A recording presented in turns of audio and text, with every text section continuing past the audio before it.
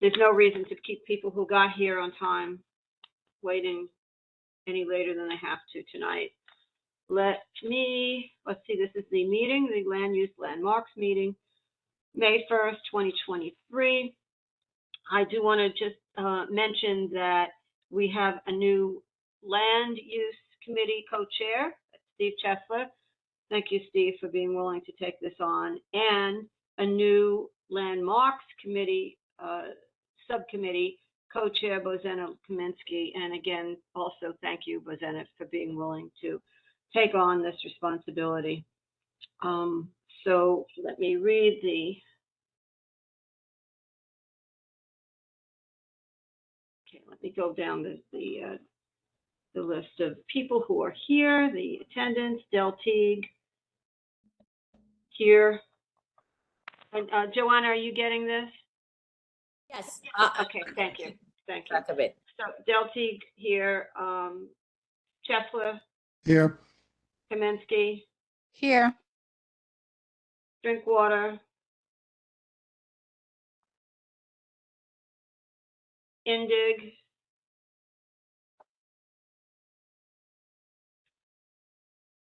Canton, Kelterborn, I'm here. Myers, Here. Michelli, Rabbi Niederman, Sofer,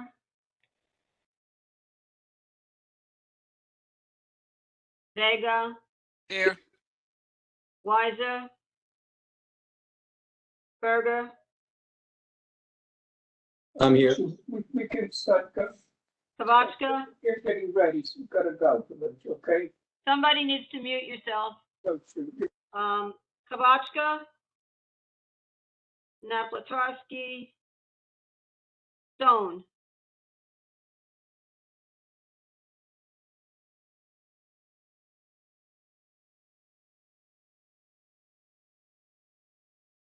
Okay, 7.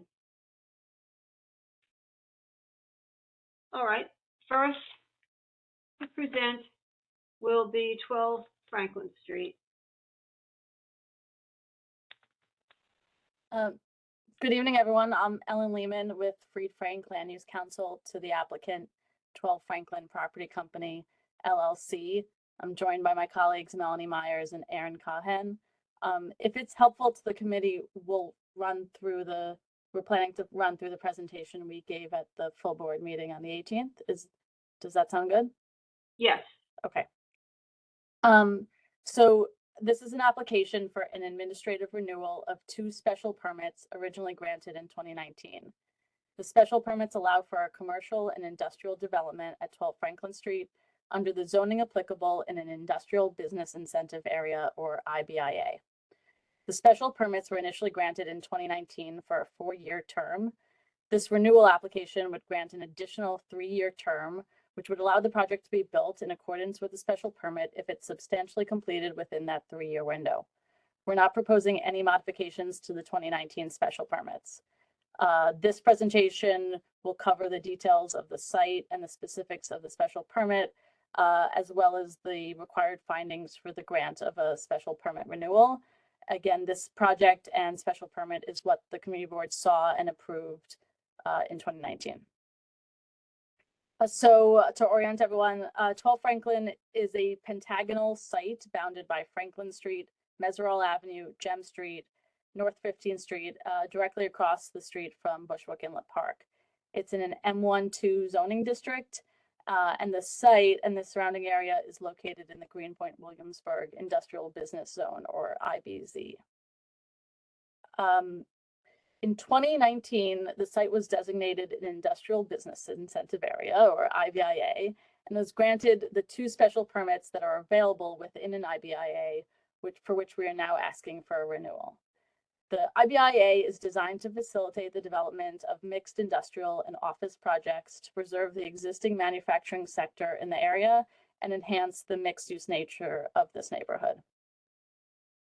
The first of the 2 special permits from 2019 was the modification to FAR. So under the underlying zoning, the maximum FAR on the site for commercial and manufacturing uses is 2.0. The maximum FAR for community facility use, however, is 4.8. The special permit allows the applicant to make use of the 4.8 FAR permitted on the site, but instead of community facility use, the 2.8 FAR delta between 4.8 and 2 must be designated specially for a mixture of light industrial use and office use. The special permit at 12 Franklin Street would allow for a 7-story, 134,000 square foot commercial and industrial building. You can see a breakdown of the uses in the section of the building here, and they're color coded. The teal color is the space designated for light industrial use, referred to as required industrial uses. Those uses would occupy the large majority of the second floor. The yellow color is restricted to what are called incentive uses, which include both required industrial uses and office use, but do not allow retail, restaurant, or entertainment uses. And then the pink is referred to as permitted uses, and those floors can be used for the full range of uses permitted in an M1-2 district in the underlying zoning. So light industrial, office, retail, or restaurants. As a condition to the special permit, projects must comply with a contextual building envelope with a maximum base height of 75 feet and a maximum total building height of 110 feet. This generates a boxy shape, which is traditional for warehouse and manufacturing buildings. The second special permit from 2019 allowed a reduction in parking and loading.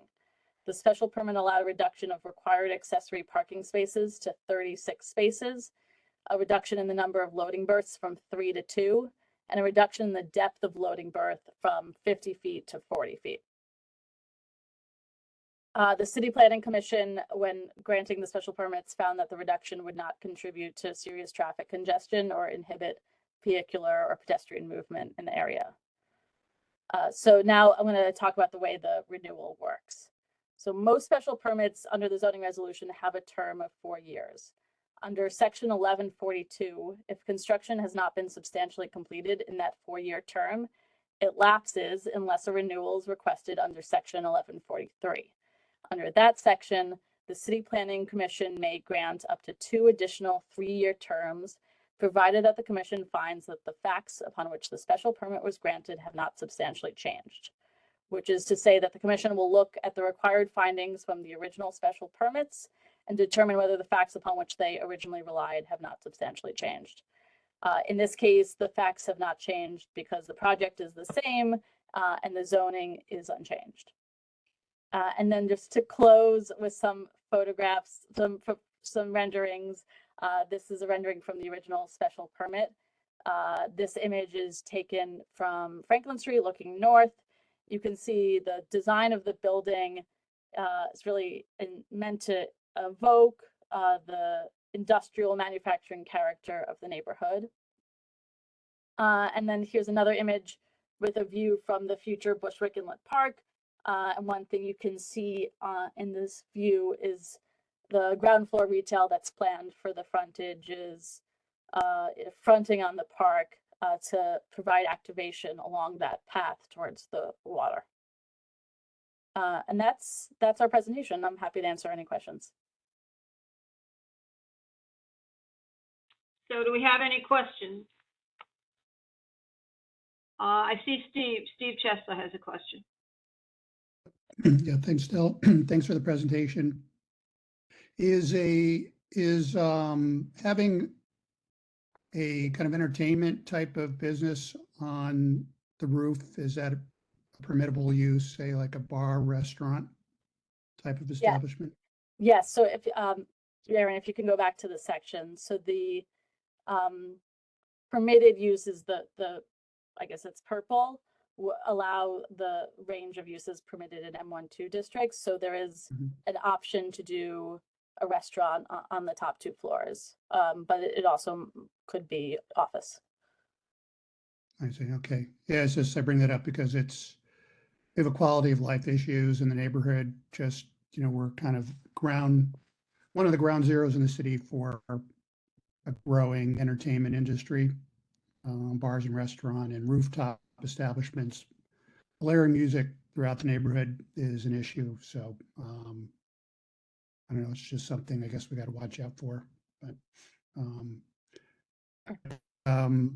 yeah, and then on where the building extends to the seventh story, what would potentially use for that small space up at that level? Yeah, so the seventh story is smaller. I mean, in a case of a restaurant use, it would connect to perhaps a rooftop area. If in an office scenario, it could just be kind of a boutique office floor. I see. Okay. All right. That's it for me. Thank you. I have a question as far as the rooftop goes. Were there any restrictions in your approval on having entertainment and music and, noise restrictions for the top floor for the roof? There were no restrictions from the special permit. I would say that, any restaurant liquor license would have to come back to this board for the standard liquor license procedures.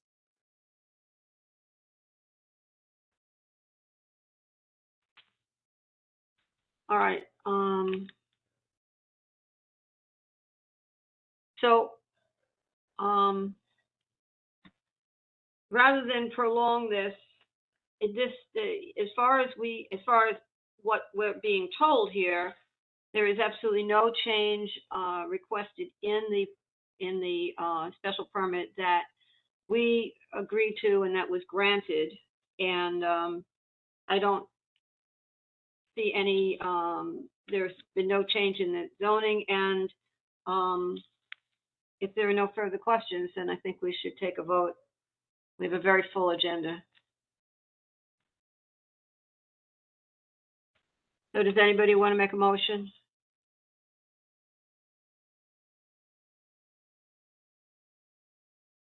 Sure, I'll make a motion. This is Paul.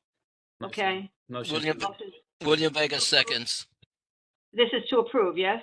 Yes. Yes. Okay, let's do the roll call. And let me go down here. Okay, Teague, yes. Chesler, Yes. Kaminsky, Yes. Drinkwater, Indig, Canton, Shelterborn, Yes. Myers, Yes. Michelli, Rabbi Niederman, Sofer, Vega, Yes. Weiser, Berger, Yes. Kabachka, Naplatarski, Stone. Yes, and hello, good evening. I was a few minutes tardy, but I am here and present. Happy May, everyone. Thank you. I hope your baby is doing well. She's great. She might make a cameo shortly, so be prepared. Okay. You've all been You know, warned. Corey had her son. I don't know if you've met him. Keith I met was him the actually other going day. to reach out, so thanks for the update, Del. I appreciate Okay. it. Good. Okay. Great. All right. Nice to see everyone. Good evening, North Brooklyn. Good evening. Okay.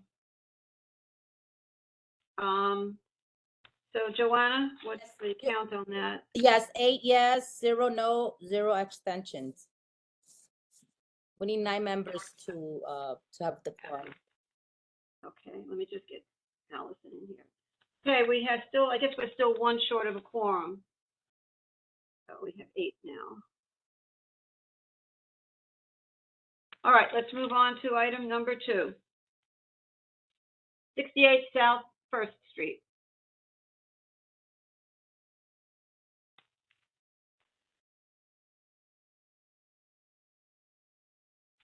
Okay. Who will be presenting? Looks like someone's trying to talk, but I think they're on mute. Richard, we can't hear you.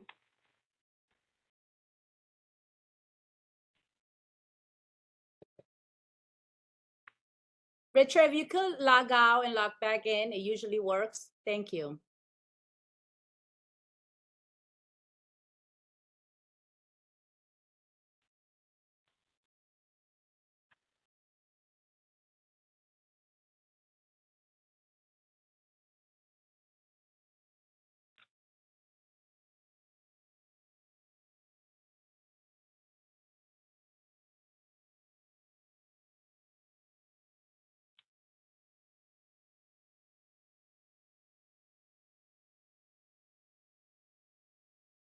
Are you able to hear me? Yes, we hear you. Excellent, thank you. Good evening, Richard LaBelle, Sheldon LaBelle. I'm joined by Esther Judelson, who is the applicant, as well as George Fontaine, who is the project architect. May I share my screen? Yes. Thank you.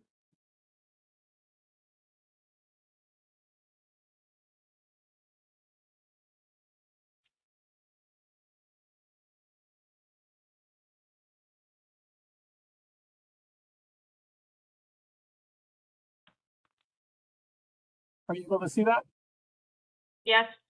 Good evening. Once again, Richard LaBelle. We're here to present a variance application, which is currently at the Board of Standards and Appeals for 68 South First Street. This is a presentation which was largely given at the full board meeting. I'm going to present again the basics of the variance. George can touch on some of the architectural aspects. And then so this is a variance pursuant to zoning resolution to permit the construction of a new. You're fading, Richard. We can't really hear you. Shoot. Can you hear me now? A little bit better. Okay, I'm going to speak really loudly. I'm going to put There, the now computer. you're good. Okay, good. Sorry about that. This is an application for a single-family home to be built at 68 South First Street. We seek only one waiver here, which is for maximum floor area to build a 4-story single-family residence. The existing lot is 840 square feet. The envelope of the building is unchanged from an as-of-right envelope. We merely wish to fill in more of the building so that the family living at the premises will be able to enjoy a little bit more space and breathing room. This is the site location, the southeast corner of South First Street and Wythe Avenue. The current zoning is R6 zoning. The zoning remains unchanged as we are going to the Board of Standards and Appeals for a variance. You can see the site right here, and the way the site is situated, the size of the lot really is what drives the request for the variance here. So you can see particularly the size of the lot in comparison to other lots in the area. The lot is extraordinarily small at 840 square feet and extraordinarily shallow at 40 feet. And so when we talk about the variance findings, this uniqueness generated by the small size of the lot, the small depth of the lot, as well as the fact that the lot is vacant, drive the request for a variance to allow for the property to be utilized and to cure some of the difficulties inherent in the size of the lot. These are pictures of the area of the lot. You can see the site. Most of the buildings, the residential buildings in the immediate area are 3 to 4 stories in height, as would be the proposed building here. So what are the existing conditions? I'm going to go through those. And then George will talk about the architectural aspects of the proposed building. The premises is located on South First Street between Wythe and Berry. It is within an R6 zoning district. As stated, the depth of the lot is 40 feet, the width is 21 feet. So there's a total lot area of roughly 840 square feet. This has been an independent tax and zoning lot since prior to 1961. That's important to note because you can't subdivide a small lot and then ask for a waiver. The law would not allow you to do that. So this is a lot which has been existing since prior to the adoption of the 61 resolution. And again, the land use in the area is diverse, but on this block, you notice a number of residential buildings. Here's a survey demonstrating the existing conditions. And then with regards to the proposal, we only seek a variance to waive floor area regulations. So this would permit a 3,100 square foot building, while we would only be able to build an 1,800 square foot building. And that's the entirety of the building, not a unit, were we not to receive a variance. So, and again, importantly, this envelope is as of right within the R6 zoning district. With that, I would introduce George Fontaine, who can talk a little bit about the building design, and then we're happy to answer any questions. Hi, I'm George, the architect. So as Richard said, we're proposing 4-story single-family residence here. Richard, you can just flip through the sheets. The building envelope is as of right. Just to elaborate on the small zoning lot, the minimum required zoning lot size for R6 is 1,700 square feet. This property is 840, so it's just under half the size. And the floor area ratio is 2.2 as per R6 Quality Housing Program contextual zoning regulations. So in order to build a house of appropriate size, we're requesting the additional square footage. If you kind of flip through the plans, it has a cellar, garage on the first floor. Then the second floor, you can see the living floor, and then 2 floors. If you flip, 2 floors on the 2 floors of bedrooms above that. You can just go kind of quickly. This is the elevations of the exterior of the house. The front elevation on the left and on the previous slide. Front elevation on the left and the rear elevation on the right. Keep going. These are just the side elevations, which it'll be attached on both sides. Section cut through the house. And then we have 3D views. The as of right, the following slide will be this is the streetscape view, and then the following will be the as of right, which is the same volume of building, and we have but smaller interiors, right? So in order to fill the interior space, we're requesting that additional square footage. We're doing the building height will be the base height will be 45 feet, which is as of right. And if you keep going, we have a side by side. These are the as of right without the variance. And then one more. So the one on the left is the as of right, and the one on the right is the variance. You know, it's slightly different design based on what we did on the interiors between the 2 options. But the volume of the building height, they're both exactly the same, 45 feet to the base height. And then with the bulkhead, it's an additional, it goes up to the 55 feet building height as per R6 zoning. So everything else besides the square footage for the interior space is as of right. So just to summarize the technical variance findings, the A finding requires the applicant to demonstrate unique conditions. These conditions are probably among the most unique I've seen in my time as a practicing zoning attorney. The lot is one of 4 lots within a 600-foot radius that maintains this small lot area. And importantly, so that's out of 137 lots. This is literally, you know, in the lowest 2.9% in terms of lot area. And importantly, on the 3 other lots, all 3 of those lots have residential buildings, and all 3 of those have non-complying floor area, have floor area above what is permitted in the R6. So it's kind of important to note that historically, for these lots, which have longstanding buildings, all of those lots that have such small lot size have non-complying floor area. Similarly, it's a shallow lot. And again, of the other 5 lots within the radius that are shallow or at a depth of 43 or less, 3 of those have non-complying residential floor area. Again, a nod to the fact that it's really challenging to build a residential building here as of right. And again, with regards to vacancy, it's only 1 of 2 lots within the 600-foot radius that is vacant. So again, ending up in the bottom 2 to 3% in all categories. No reasonable return is required, as this is a single-family home. And with regards to the character of the neighborhood, again, there is literally no effect to the character, as what you see is what you get. And as George mentioned, the as of right envelope is identical to the proposed building at the site. So with that, George and I, as well as Esther, are happy to answer any questions. I just have one question. Just, I'm not sure I'm understanding how it's set up. So there's a cellar, then there's parking on the ground floor, and Yep. then what else is on the ground floor? Storage room, stairs to go upstairs, and they're putting an elevator. So it's just a corridor, stairs. It's 840 square feet per floor. So with parking and stairs and hallways, the ground floor is completely taken up. Okay, and then, so then the second story, you have, I guess, kitchen and what else? Kitchen, dining, living area, and that's a double height space that has a stair to a exterior terrace on the upper level of the living space. And then, so that's the second floor,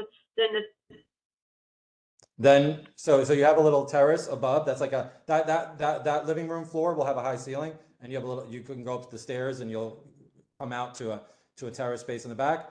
And then above that, you have 2 bedrooms and a home office. And then the top floor is the master floor. okay. Okay, thank you. Steve, I see you have your hand raised. Steve Chesler, do you have your hand raised? I just, I was muted and I'm bad. Okay, sure. Bad, the unmute mode. Yeah, thanks, Richard, yeah, for the presentation. Yeah, can you just clarify again, I guess in terms of either height or square footage, how this variant, the difference between as of right and what the variance is, what the goal for with the variance? Sure. George, did you want to speak? Oh, yeah, I was just saying, I have the numbers if you. Please. Yeah, okay. Well, So the allowable square footage is 1,849 square feet, using, with a FAR of 2.2, that's as of right, and the proposed is 3167. Okay. So, so you're going up higher than normal? Is that what you're? For FAR, yes. So the property is very shallow, right? It's only 40 feet deep. So if you were to build a townhouse and you had 100-foot deep property, you could build it, Right. 60 feet, a 60-foot deep house at 4 stories. So we're building, we want to build a 3,100 square foot. I guess accuse the slide that had the as of right and the proposed, it looked almost exactly Sorry, similar to. just to clarify the as of right piece, the external part of the building is exactly the same. I don't think you got quite the answer you were asking. So like the outside will be exactly the same whether or not the variance is granted. That everything outside is as of right. So the height is as of right.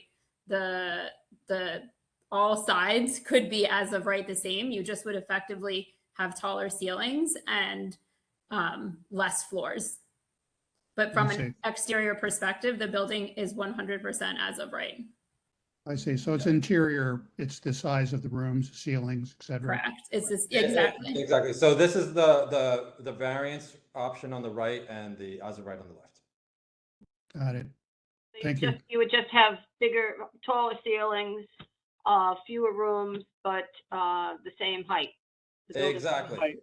45 Same height. feet Yeah, please. at the front, yeah. No, George, please. Yeah. So 45 feet, and then just the bulkhead is above that.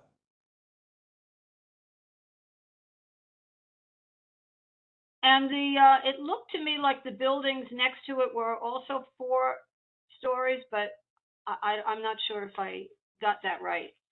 Or are they? George, would it be fair to characterize the buildings to the east? Yeah, those are 3 stories with a basement, which qualifies as 4 stories. But this is going to be a little bit taller than the building next door, yes? Yes, but still, like I said, it's within the R6 zoning requirements. Right. Most of the buildings on White, which is right around the corner, are 4 stories. So like everything that's lined up behind there is 4 stories pretty much. Okay. When you say 4 stories, you mean it's approximately the same Plus height? the basement, yeah. Okay. Total max height on that block would be 55 feet. Okay. So we're really only talking about what you would be able to do inside the building. Outside the building, whether you get this variance or not, it's going to be what it is. Correct. Exactly, and just so Richard said the maximum height of the building is 55. Our building will be 45 at the front. Just the bulkhead to get to the roof is going to be about 45.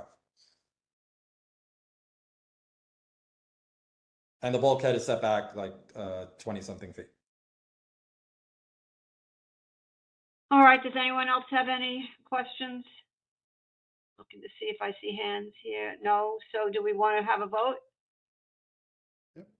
I'll make a motion to recommend approval of the special permits. Okay, any second? William I Vega second. seconds. Okay, let's have a vote. I'll give this roll call here. Okay, Teague, yes. Tesler, Yes. Kaminsky, Yes. Drinkwater, Indig, Canton, Shelterborn, Yes. Myers, Yes. Pacelli, Rabbi Niederman, Sofer. Yes. We have a quorum. Vega, Yes. Simon. Weiser, Yes. Simon, is that a yes? Yes, yes, yes. Okay, we have more than a quorum. Excellent. Berger, Yes. it's not hard to make me happy. Kabachka, Naplatarski, Stone. Stone, Allison? Yes. Okay. All right.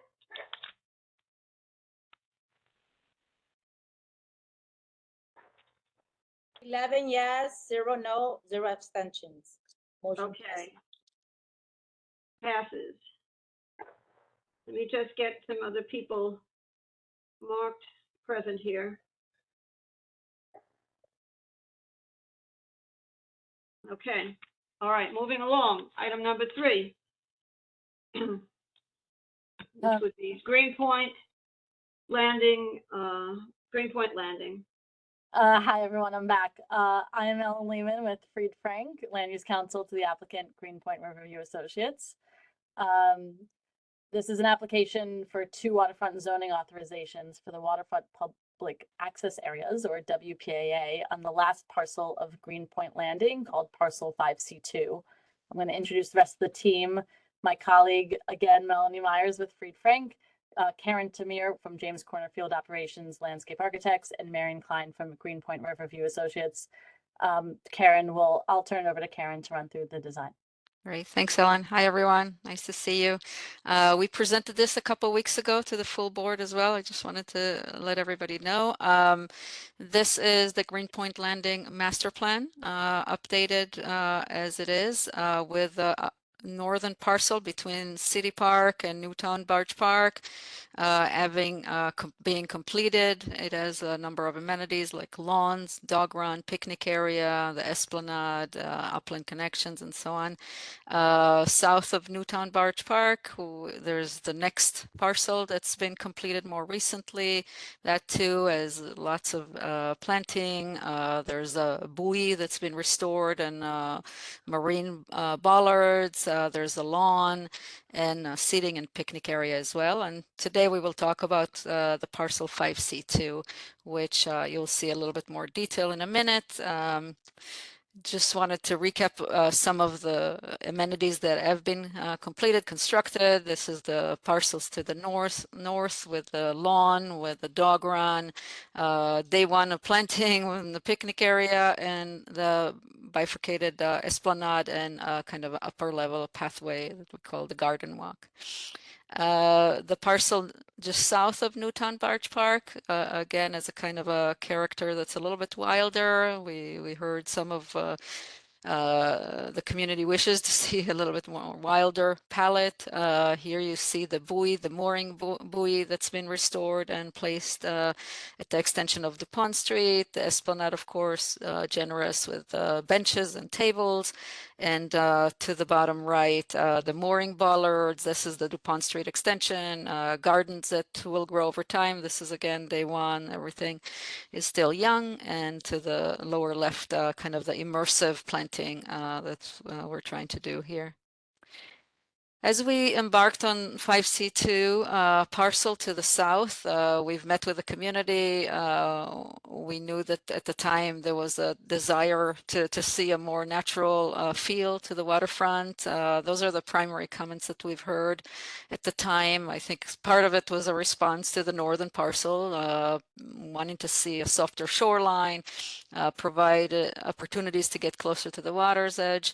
Curvilinear meandering path that goes also to the Esplanade. I think again that was a kind of reaction to the north parcel, and minimize railing and fences along the waterfront.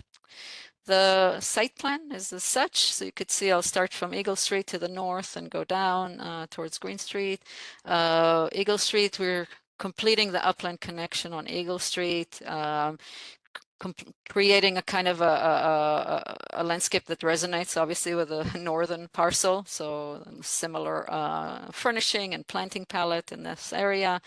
And then starting to meander the Esplanade down along the shoreline. You see that we are planting on both sides of the Esplanade now. We're creating these riparian gardens that will be closer to the water and with species that can be inundated a little bit, and tides. We have picnic nooks. We have what we call the meadow walk, which will be more immersive walk amongst plants. There are a couple of lawns, one right by Freeman and one lower next to Green Street.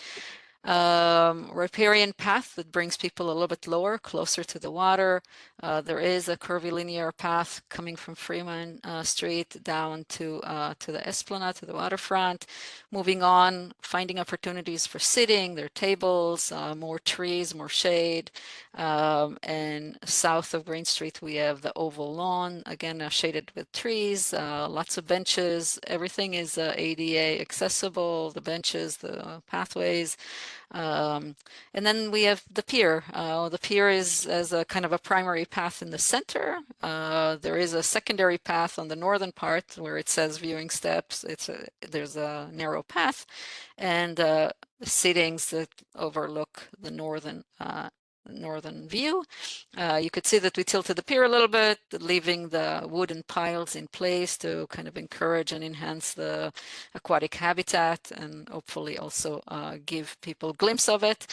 The terminus of the pier as a synthetic turf area, shade structures, chaise lounges, and a small kind of paving feature with ideally a place for people to gather for storytelling, a small band and things like that. We have more views as we go along here. This is the meadow walk. You see the picnic tables to the right. This segment still has a guardrail for a short period, but we are minimizing it as we move south. You see here that we were able to remove the guardrails completely, which is really great. We like it a lot.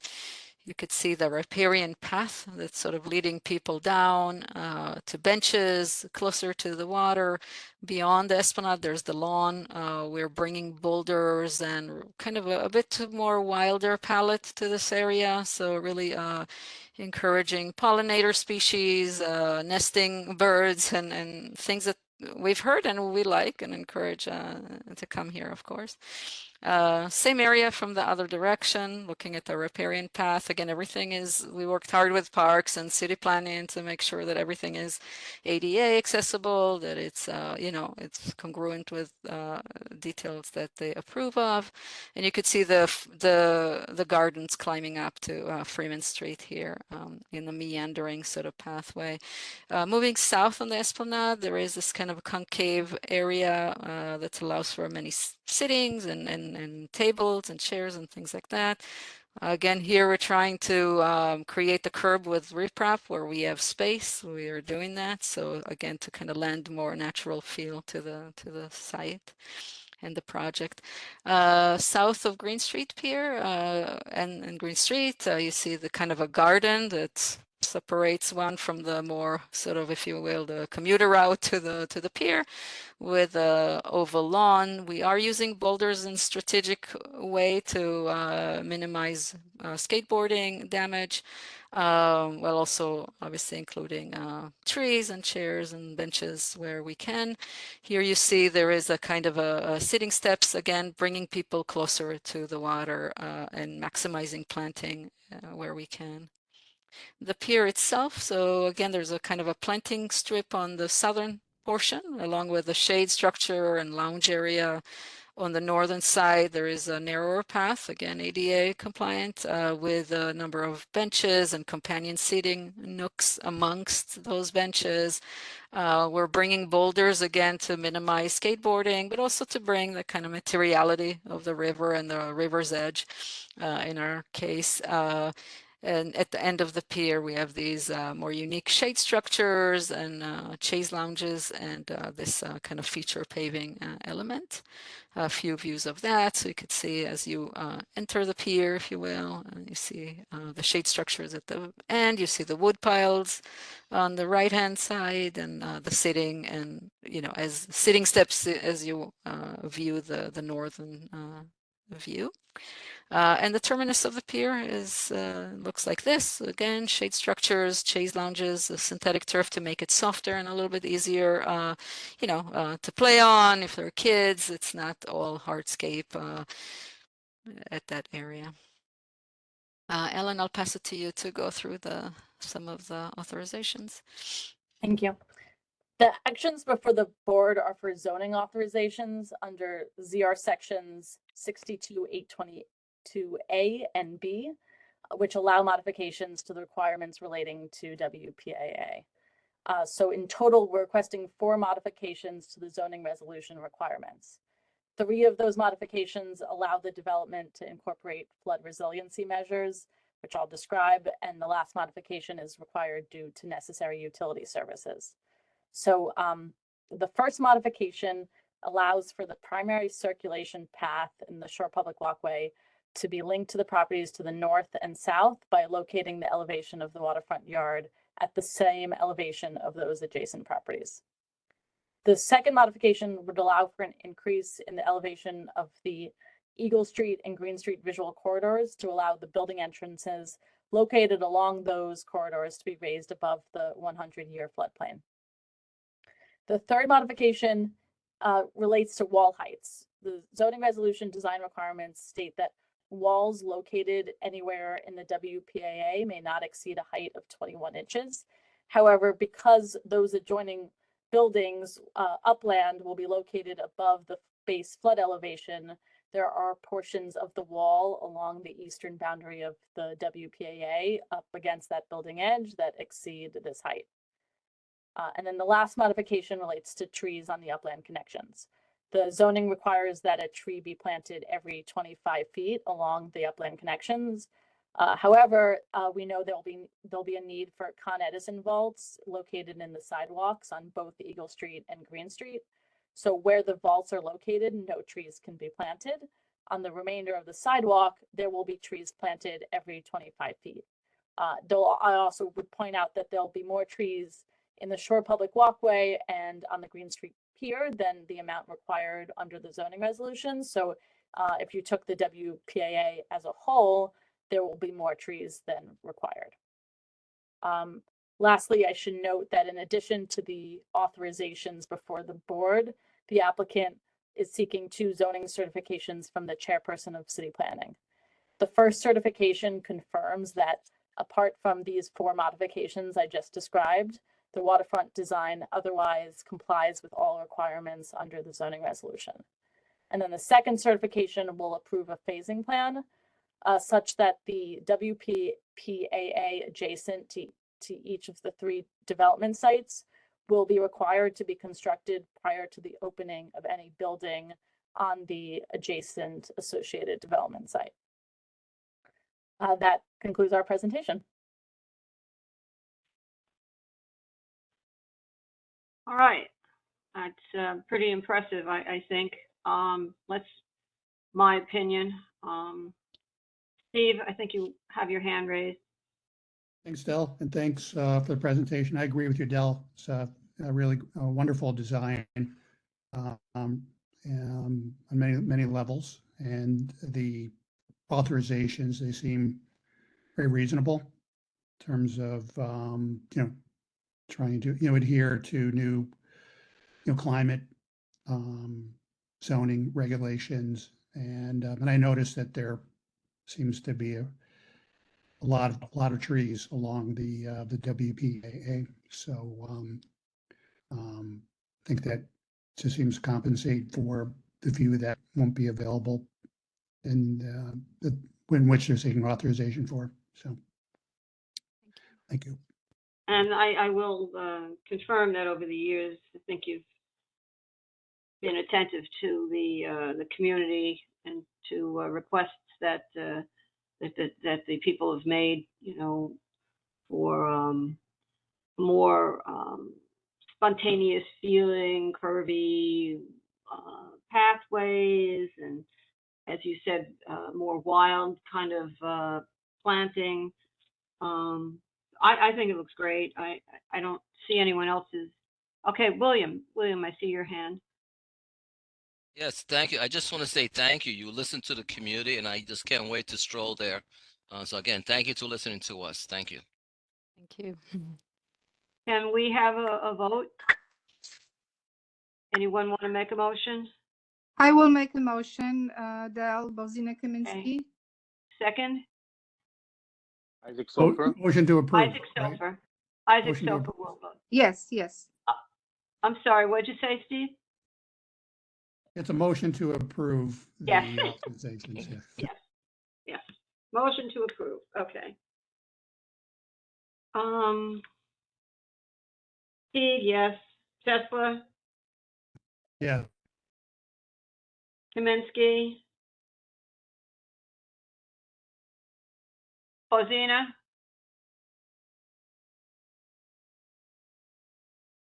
Yes, okay. Drinkwater. Indig. Canton. Shelterborn. Yes. Myers. Yes. Michelli. Rabbi Niederman. Sofer. Yes. Vega. Yes. Weiser. Yes. Berger. Yes. Kowachka. Yes. Okay. Now we have even more of a quorum, if there is such a thing. Napletarski and Stone. Really, really nicely done, and that's a yes. Okay. So before we go on, just because a couple of people came in subsequent to our vote on 12 Franklin Street, I just want to let you all know that those of us who were here voted yes on 12 Franklin Street. And if you want to get a quorum here, anybody else want to join in on the vote for 12 Franklin Street? Those of you who didn't get a chance to vote. What's the vote? Yes? Yes, everybody Okay. approved. Okay, no, I'm okay with that. So go ahead. Okay, anyone else? Mr. Sofer, I don't think you were here. Can add my vote. I'm sorry. You can add my vote to the positive. Okay. Let's see, who else wasn't here? Mr. Kowachka, did you want to add a vote?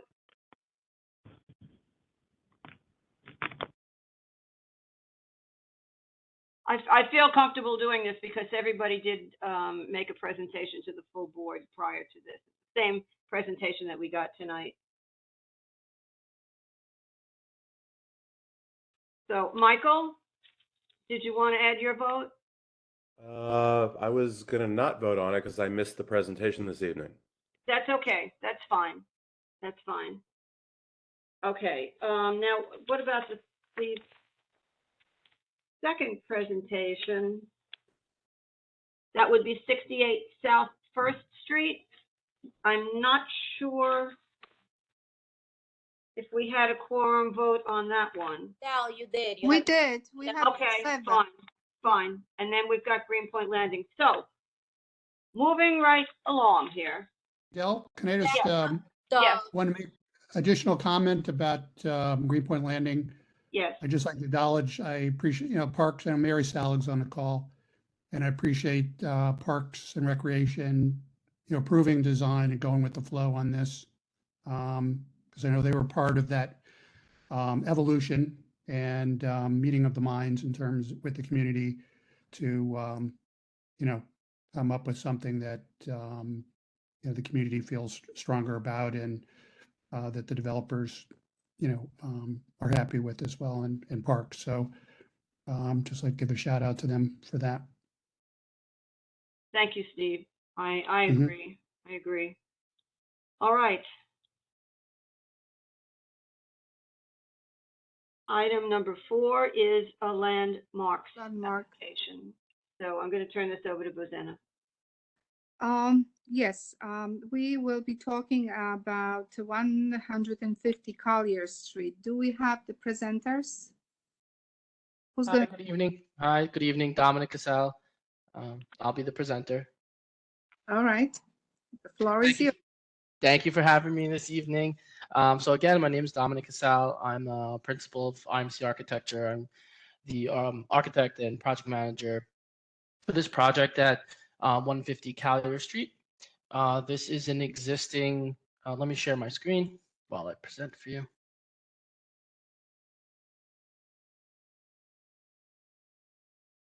Okay, great. So everyone can see the screen, yes? Yes. Yes. Great. So this is an existing 4-story, 8-unit residential building, 150 Collier, in between Lorimer Street and Guernsey Street. The property received a vacate order from the Department of Buildings due to some of the exterior wall on both sides having some structural damage and leaning to them.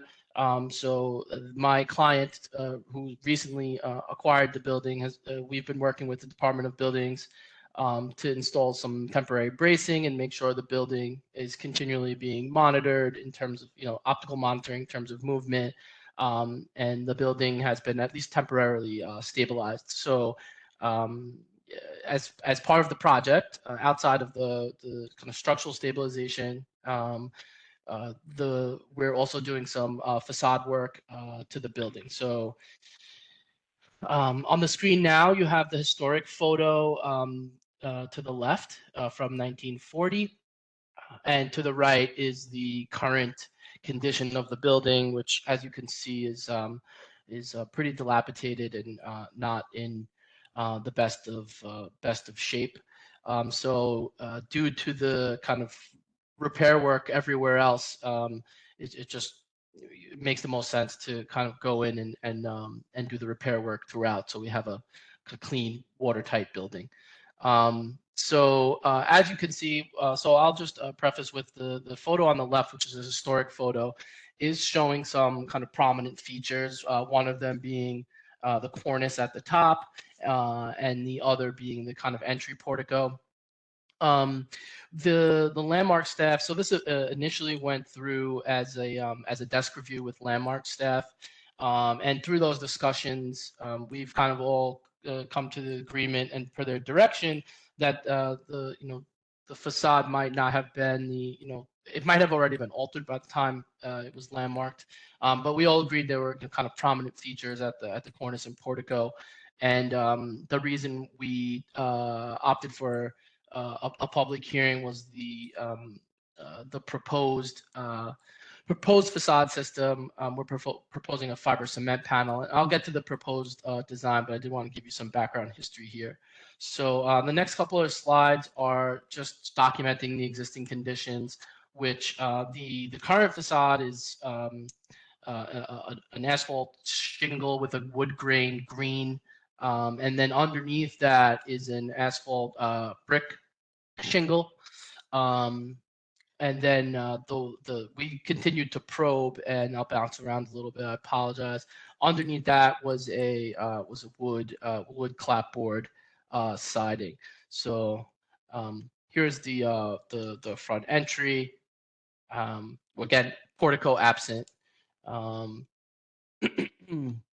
There's some more photos of the windows, which will obviously be replacing for more energy efficient windows.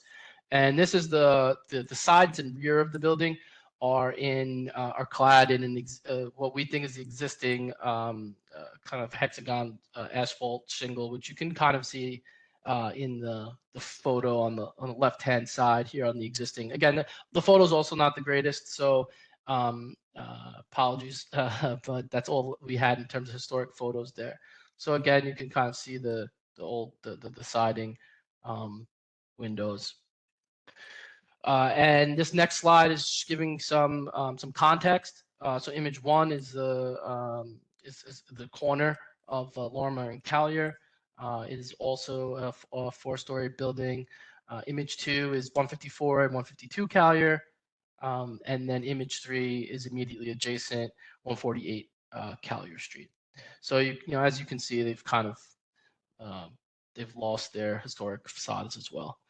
Now the next slide is just showing some precedent images for similar buildings of the flat buildings of the era, 1893 to 1894, by same architects. So we kind of use these to help influence the proposed design.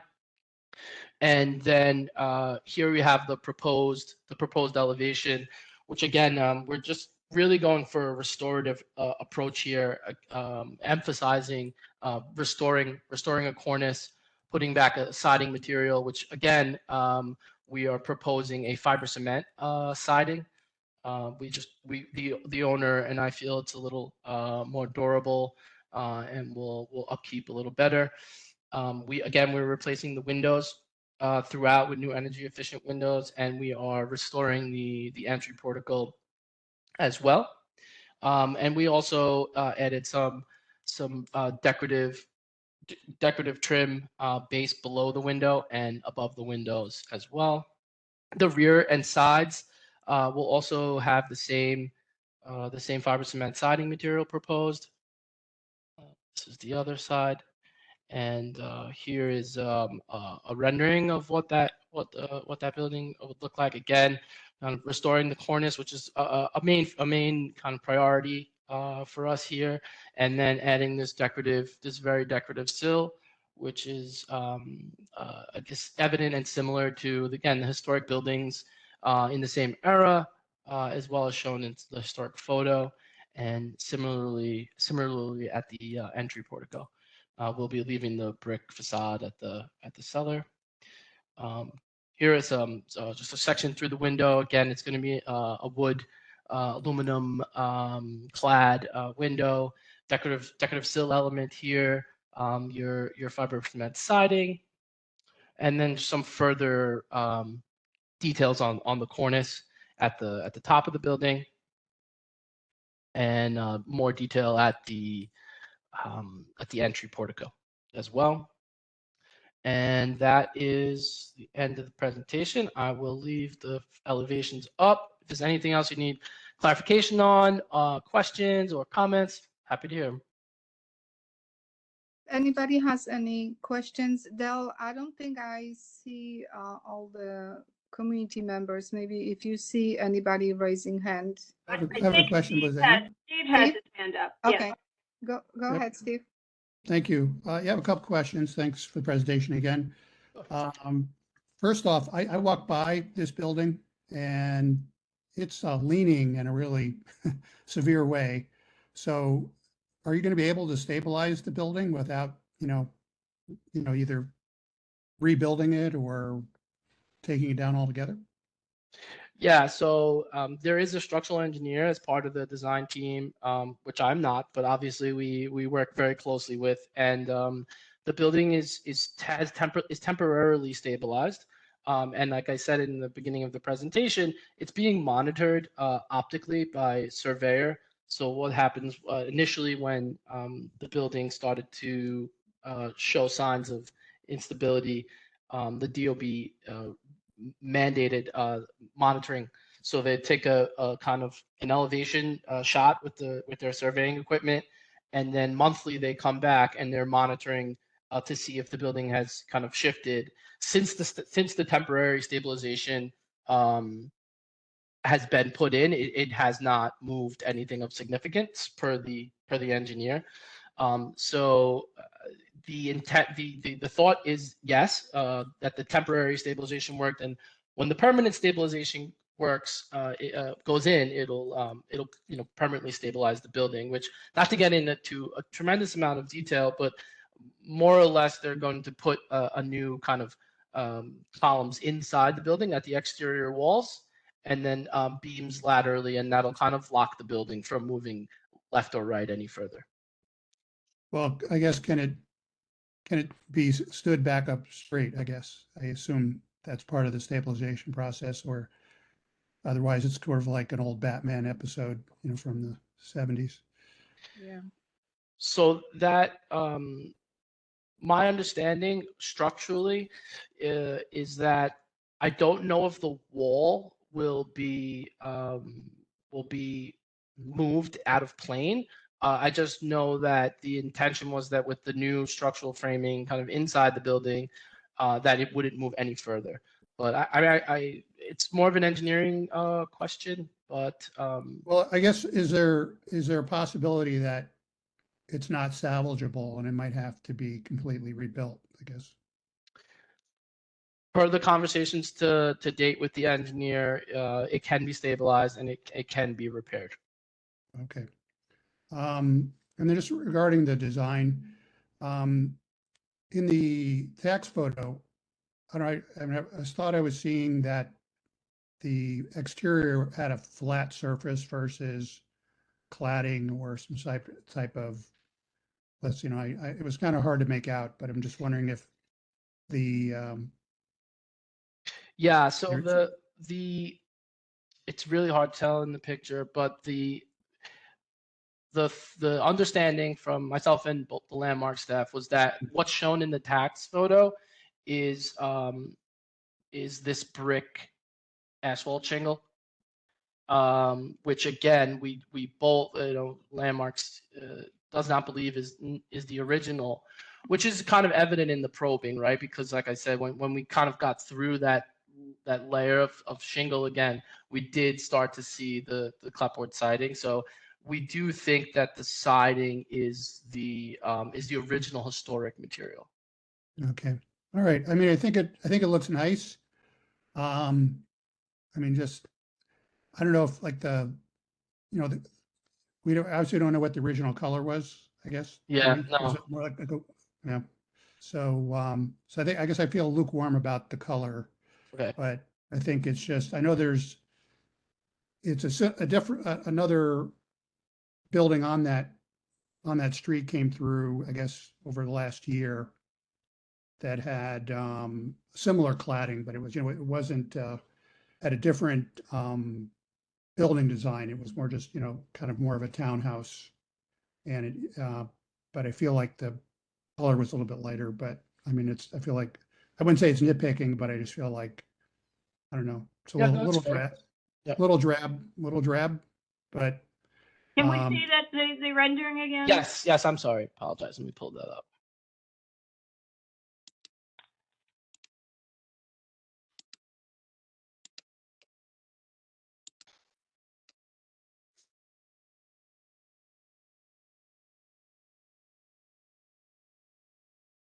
I mean, I really appreciate that it's being rehabilitated and restored. I mean, it's obviously horribly unsafe, but it's also a horrible eyesore, and it's in the historic district. So welcome that it's, getting to this level. So, but I don't know. I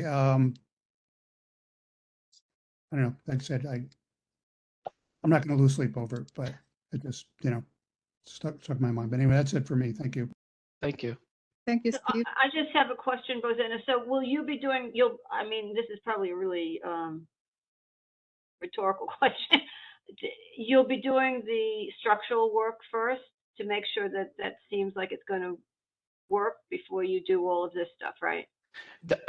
That's correct. So the structural application has already been reviewed by Landmarks and Department of Buildings and approved.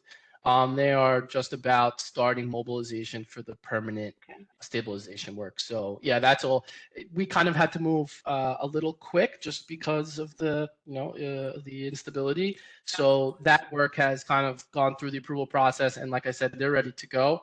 So we're a little behind them, but yes, that work will obviously take place first. Okay, just wanted to get that on the record. Thanks. Thank you. Anybody else? Dale, do you see anybody with the hands up? Michael, I'm looking here. I don't. Michael Watchman. Michael has his hand raised. Paul, I see Paul.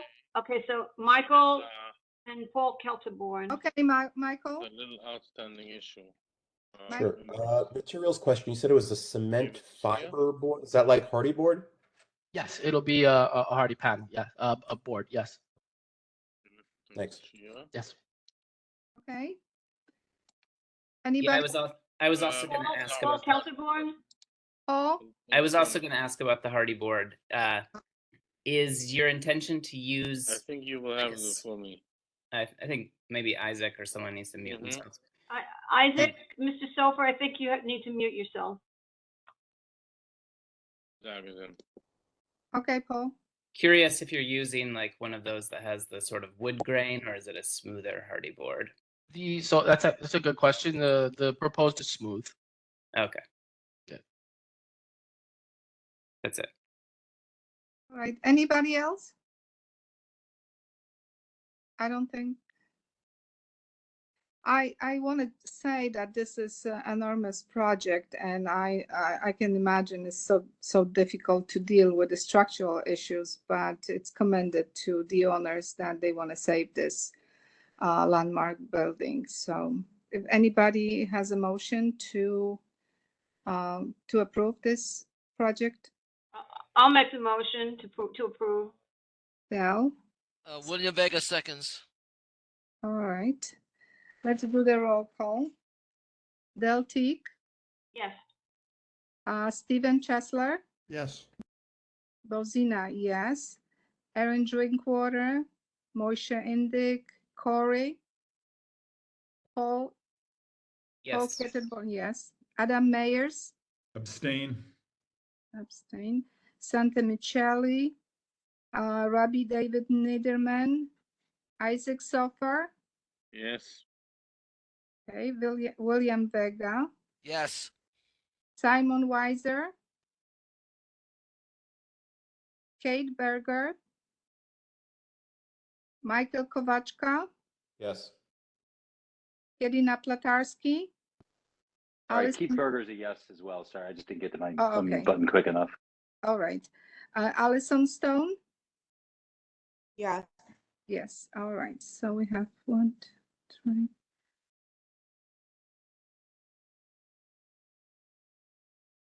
I have, if I'm right, 10 yes and 1 abstention.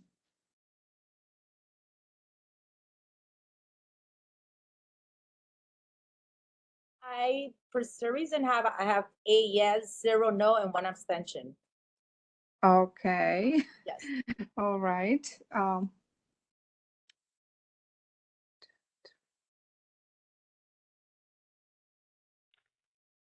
9, 10. No, I still have 10. All right. How many present altogether? It's 11.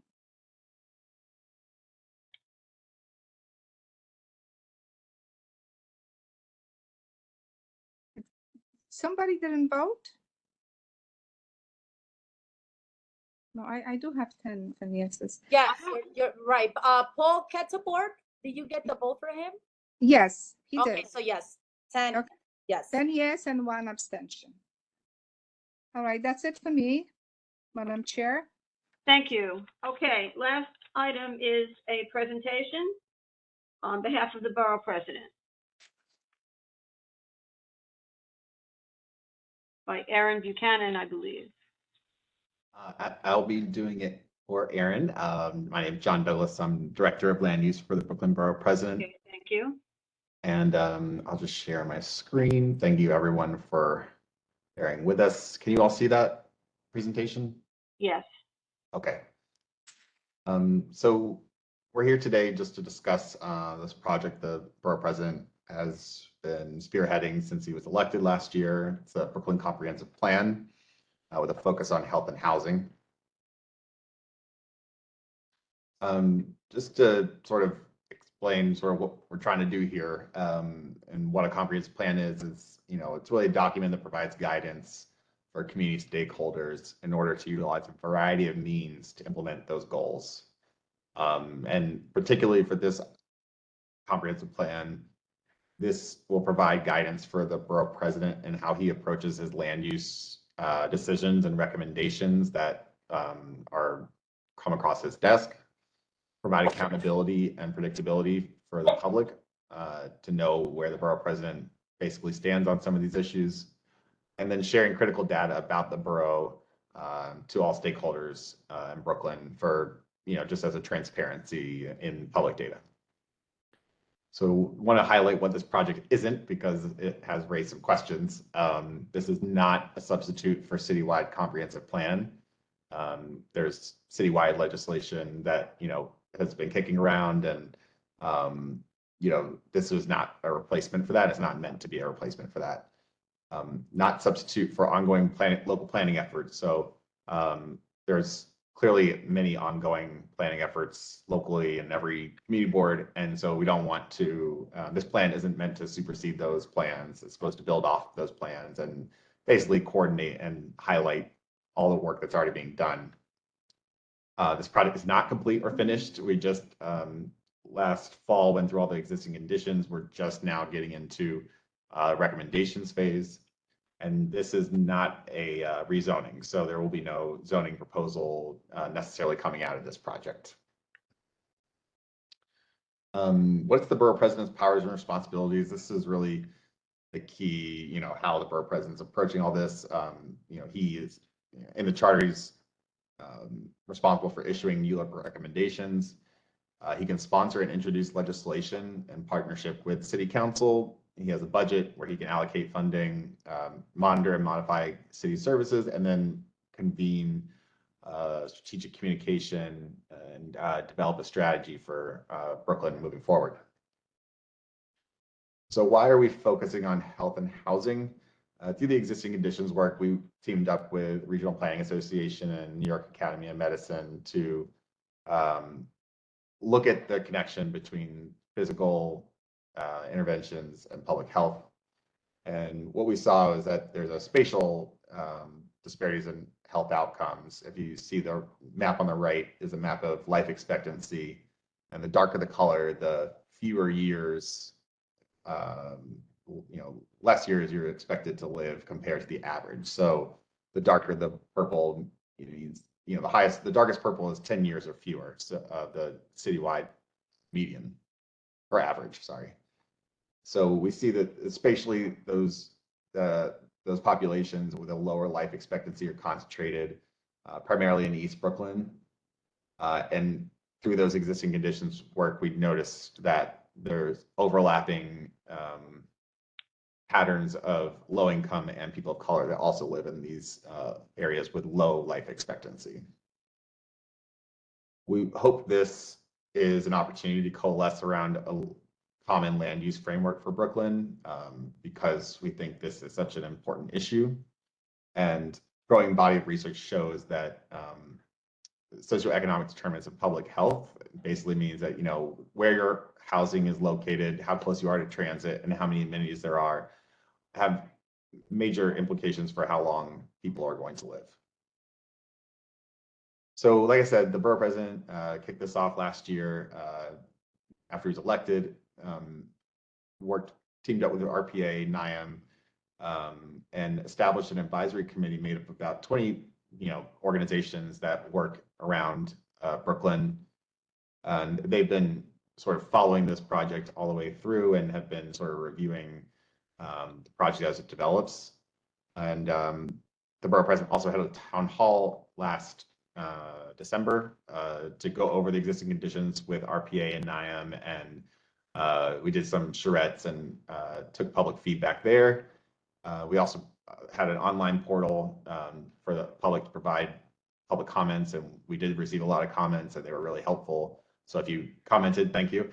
And we also presented the borough board, which is made up of community board leadership, council members, and then borough service cabinet, which is all the local Brooklyn agencies, and making sure they're understanding what's going on here. The borough president meeting with a lot of people over the last year, and he's been talking about this project. And most recently, we brought on Hester Street, which is a nonprofit that works in community engagement and planning. They've helped lead a few focus groups around health and housing, infrastructure, and environmental justice. And they're working with us on the community engagement piece moving forward.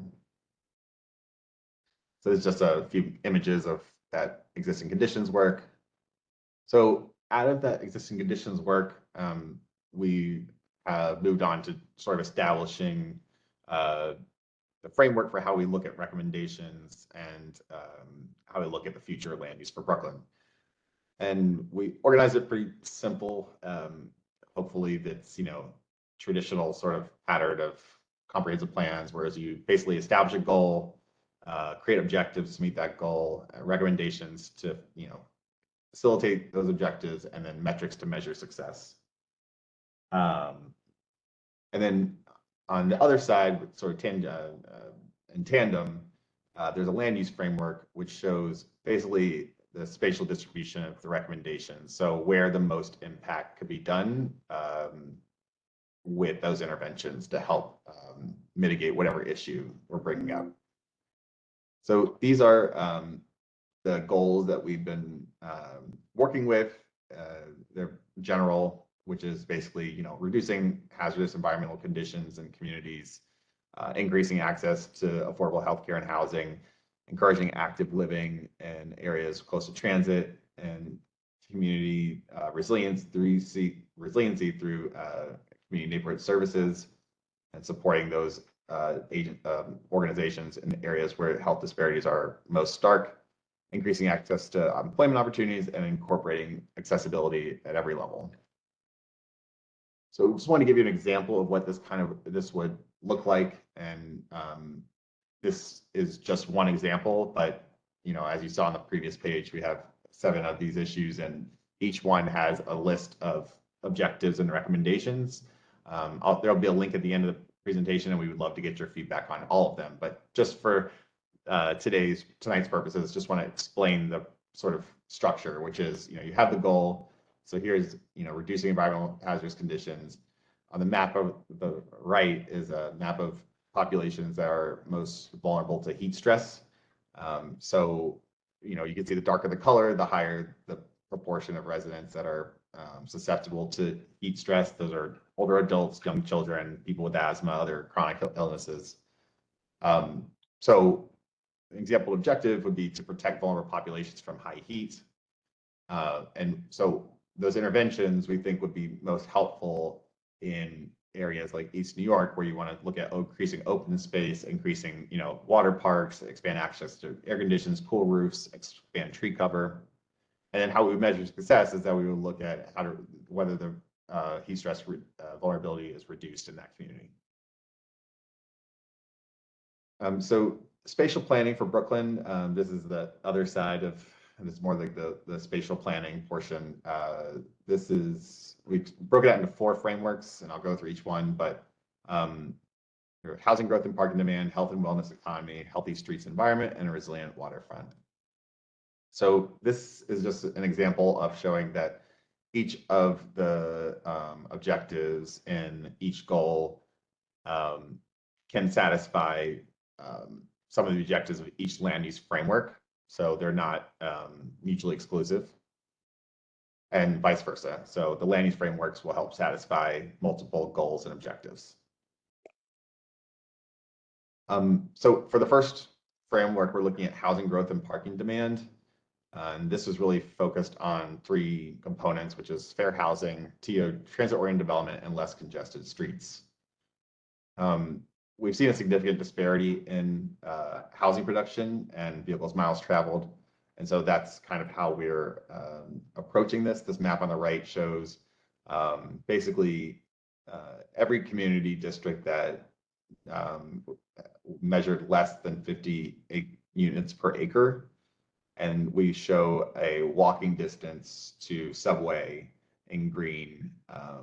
The darkest green is within a quarter mile, lighter green is within half mile, and then everything else is further from transit. And so we have recommendations based on those locations on what kind of development we think is appropriate by that physical location.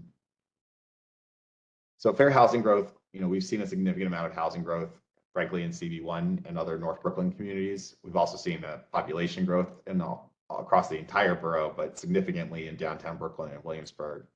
And so we think that the borough president feels that there's been significant growth in North Brooklyn, and we want to make sure that South Brooklyn does its fair share as well. And as you can see here, there's a lot of transit lines are covered up in North Brooklyn, but South Brooklyn, you can see that there's a lot of potential for development south of the park.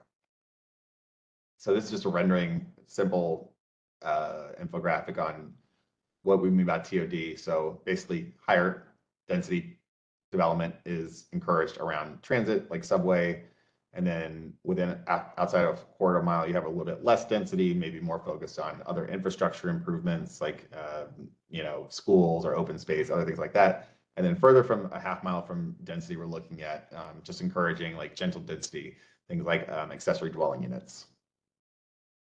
And so the other piece of housing growth is parking, of course. And so we know that we're not creating any more parking on street, and we want to make sure that we make transit as easily accessible and convenient as possible to avoid unnecessary car trips. And so hopefully concentrating development around those nodes will help achieve that goal.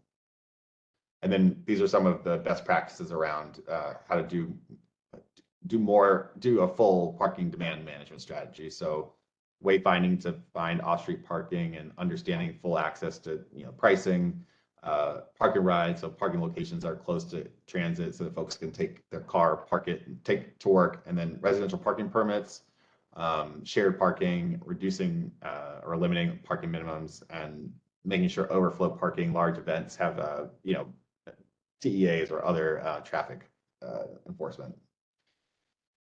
So that was the first framework. It really, I would say, has less to do with CB1. So, but the others moving forward, I think, will be more relatable to your districts. Health and wellness economy. This is focused on improving health outcomes, reducing barriers to care, and strong community services. So this really is focused on life expectancy and looking at where our healthcare and education workers live. And so on the map on the right, you'll see basically all the areas in orange are areas where people have expressed significant bad health, mental health days. The blue dots are the safety net hospitals, and the blue areas are areas where a significant portion of our healthcare and education workers, half the borough is employed in the education and healthcare fields. And so this is a map of life expectancy again. And so we're just looking at ways to expand access to public healthcare. So like I said, those folks that live, 50% of Brooklyn residents work in the healthcare and education industries, and a significant portion of those folks live outside of transit access. So the light gray is areas that are accessible by transit. The yellow line going through there is the proposed Interborough Express. That's a state project that looks at transforming the existing freight rail into multiple purposes for passenger rail as well. And so these this light orange line, there's potential to increase the opportunities for folks to be located next and live next to transit accessible or in a transit accessible area. And so hopefully we'll see less vehicles miles traveled in those communities as more transit options are created. And then for healthy streets and environment, this is really focused on creating complete streets, accessible neighborhoods, and fewer vehicles miles traveled. And so in the purple, we see Vision Zero priority areas. Those are areas that are, have a high incidence of pedestrian and cyclist mortality. And the portions in red red shading are areas with the highest PM 2.5 concentration, and that's a major air pollutant that can aggravate asthma and affects the body. And so we see that concentrated along our industrial waterfronts and also the BQE. And so there's a health component to how we use our streets. And so we want to take a look at that. And the other projects here are just projects that are already funded capital projects and other priority areas that are ongoing planning efforts. This is the map of the PM 2.5 with peaker plants and other Superfund sites. So like I said, and then the gray boxes outline the environmental justice communities from the state law, climate law that was passed in 2019. And so you can see that, an industry city and near Brooklyn Navy Yard and the south side of Williamsburg, that there's, folks, people of color, low-income communities that are disproportionately affected by those public health issues, especially in particular PM 2.5. So the last framework we're looking at is a resilient industrial waterfront, and this is really promoting industrial jobs, multimodal freight, and a resilient waterfront. So clearly we want to focus on the Borough President supports industrial business and wants to maintain our industrial business zones. And so focusing on wind energy economy has been brought to the Borough President's office as showing that the wind energy economy is really our competitive advantage in the clean energy economy.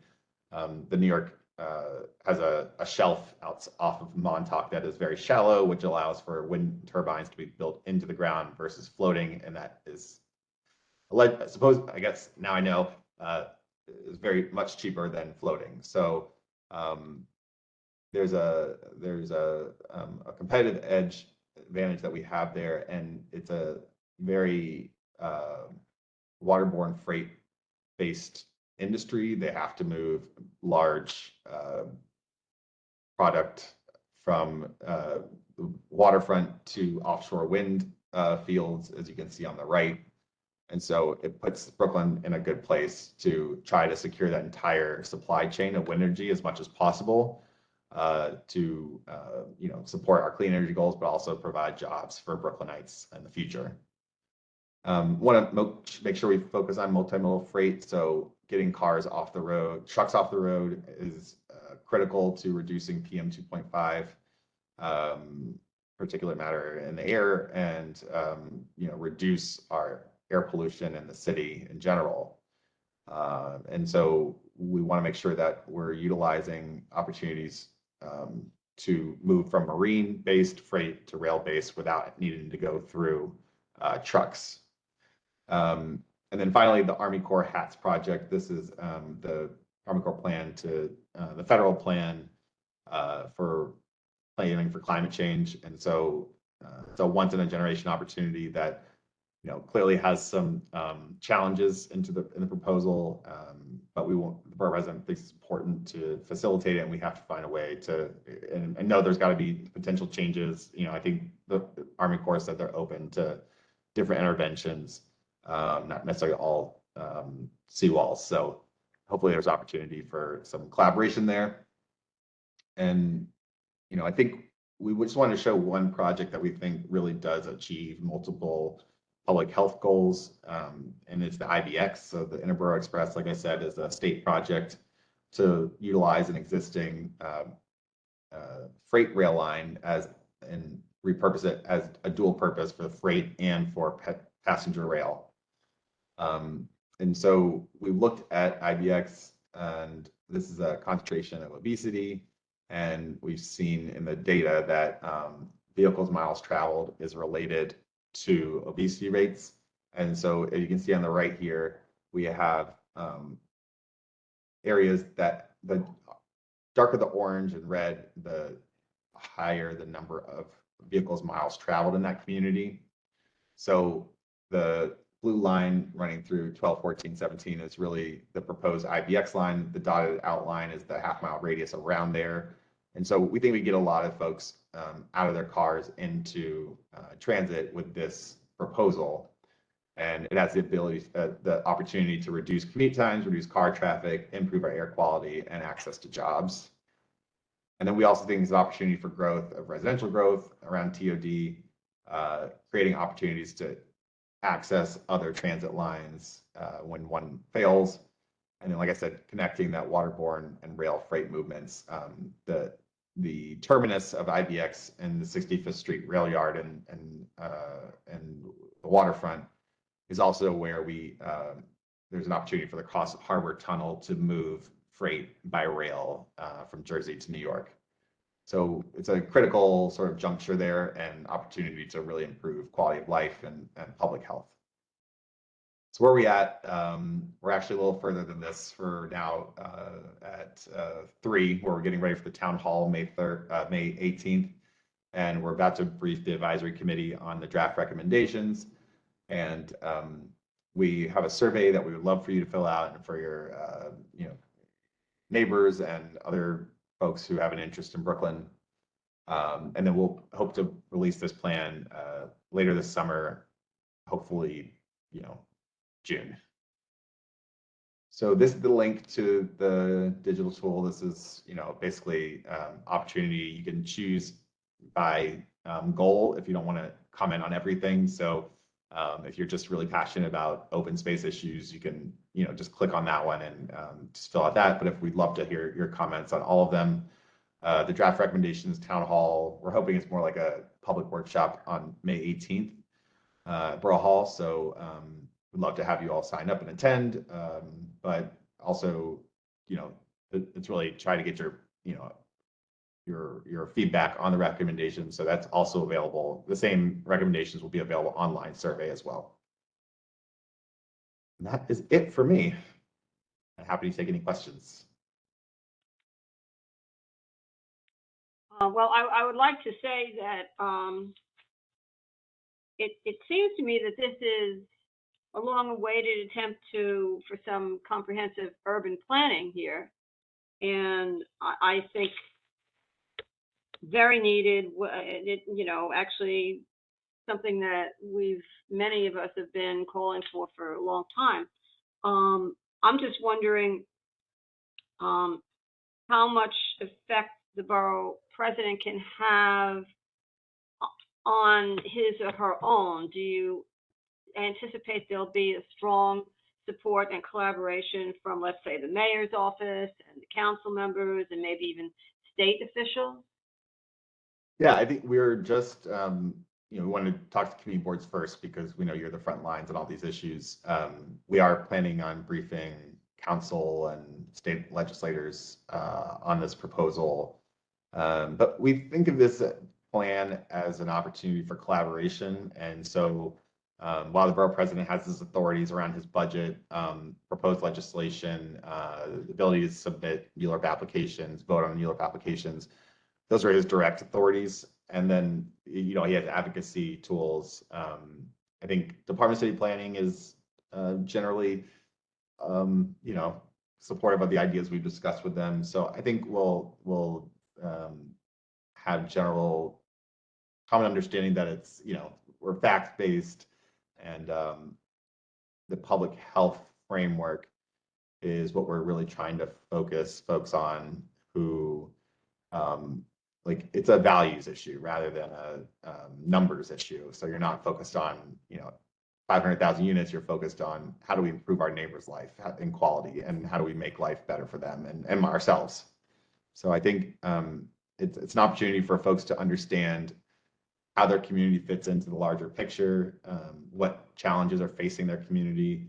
And then as a private developer or a nonprofit or a teacher, hopefully we provide some opportunity for you to engage in this plan. So it's really sort of a just a reference document, but a sort of a guide for how to get engaged with the community. I see Michael John, and also Steve Chesler. Michael? Great presentation. Thank you for that. What I kind of heard, the gist of it is density is a good thing. Is that a fair assessment? Near transit, yes. Density near transit, density and transit. Yes. Okay, thank you. Duly noted. Steve? Yeah, thank you. Thanks a lot for the presentation. And it's, I welcome the fact that the borough president is looking at the big picture and relating to health. I guess what I want to mention in relation to that is thinking about neighborhoods and districts that have already had major land use actions, like for instance, the Greenpoint Williamsburg rezoning and fulfillments by the city to provide, specific things that they promise, for instance, like open space. That's was a major bullet point there in terms of health and well-being and, exercise. And approximately 40 acres were promised to our neighborhood, Bushwick Inlet Park, which is barely like a quarter of the way, designed and built. Box Street Park on the other end, 3 acres. Keep hearing is going to break ground soon. And then on an affordable housing front, we were essentially promised like 33% of new units that built would be affordable. And I think Lincoln, our local council member, said we're like at 13%. Yeah. So, so I remember, when I'm a part of Friends of Bushwick Inlet Park. Okay. And we were having this strong advocacy with the city because there was a danger of losing a big chunk of that park. And there were other rezonings on the table, like the East New York rezoning. We said to the city, I mean, how can you go and promise these huge land use actions and promise amenities and, community benefits, and then you don't fulfill them? Because like in East New York, they were promising a new high school and renovating a park. I don't know if they ever got those things. And so, I mean, a lot of great ideas out there, like with the IBX, I think it's wonderful. I hope that comes through, and it won't necessarily, provide benefits for our district, but looking at the, the two boroughs as a whole, it's really great. But, so that, it really, kind of a burning inside and, just deeply concerns me that, from that standpoint.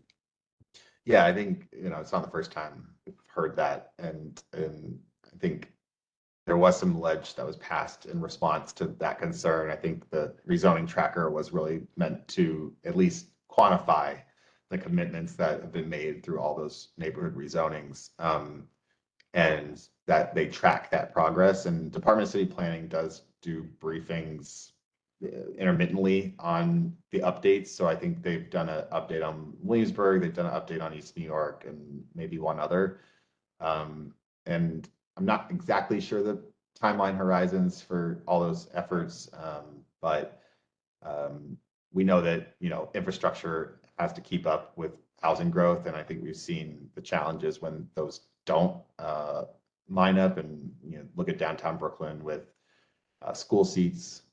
There's just, and north in Williamsburg, open space. So, there are unintended consequences that, need to be dealt with. And I think it's part of being humble about being a planner is that, if you get it wrong, you go back and you fix it. And so hopefully we can have those conversations. I think the biggest sort of framework that we're focused on for North Brooklyn really and CB1 is around those safe streets, rationalizing sort of the mass transit and, micromobility like bikes and scooters, making sure we get those things right and look for opportunities beyond just what's been promised, but sort of smaller open space opportunities or recreation opportunities in our public right of way where feasible.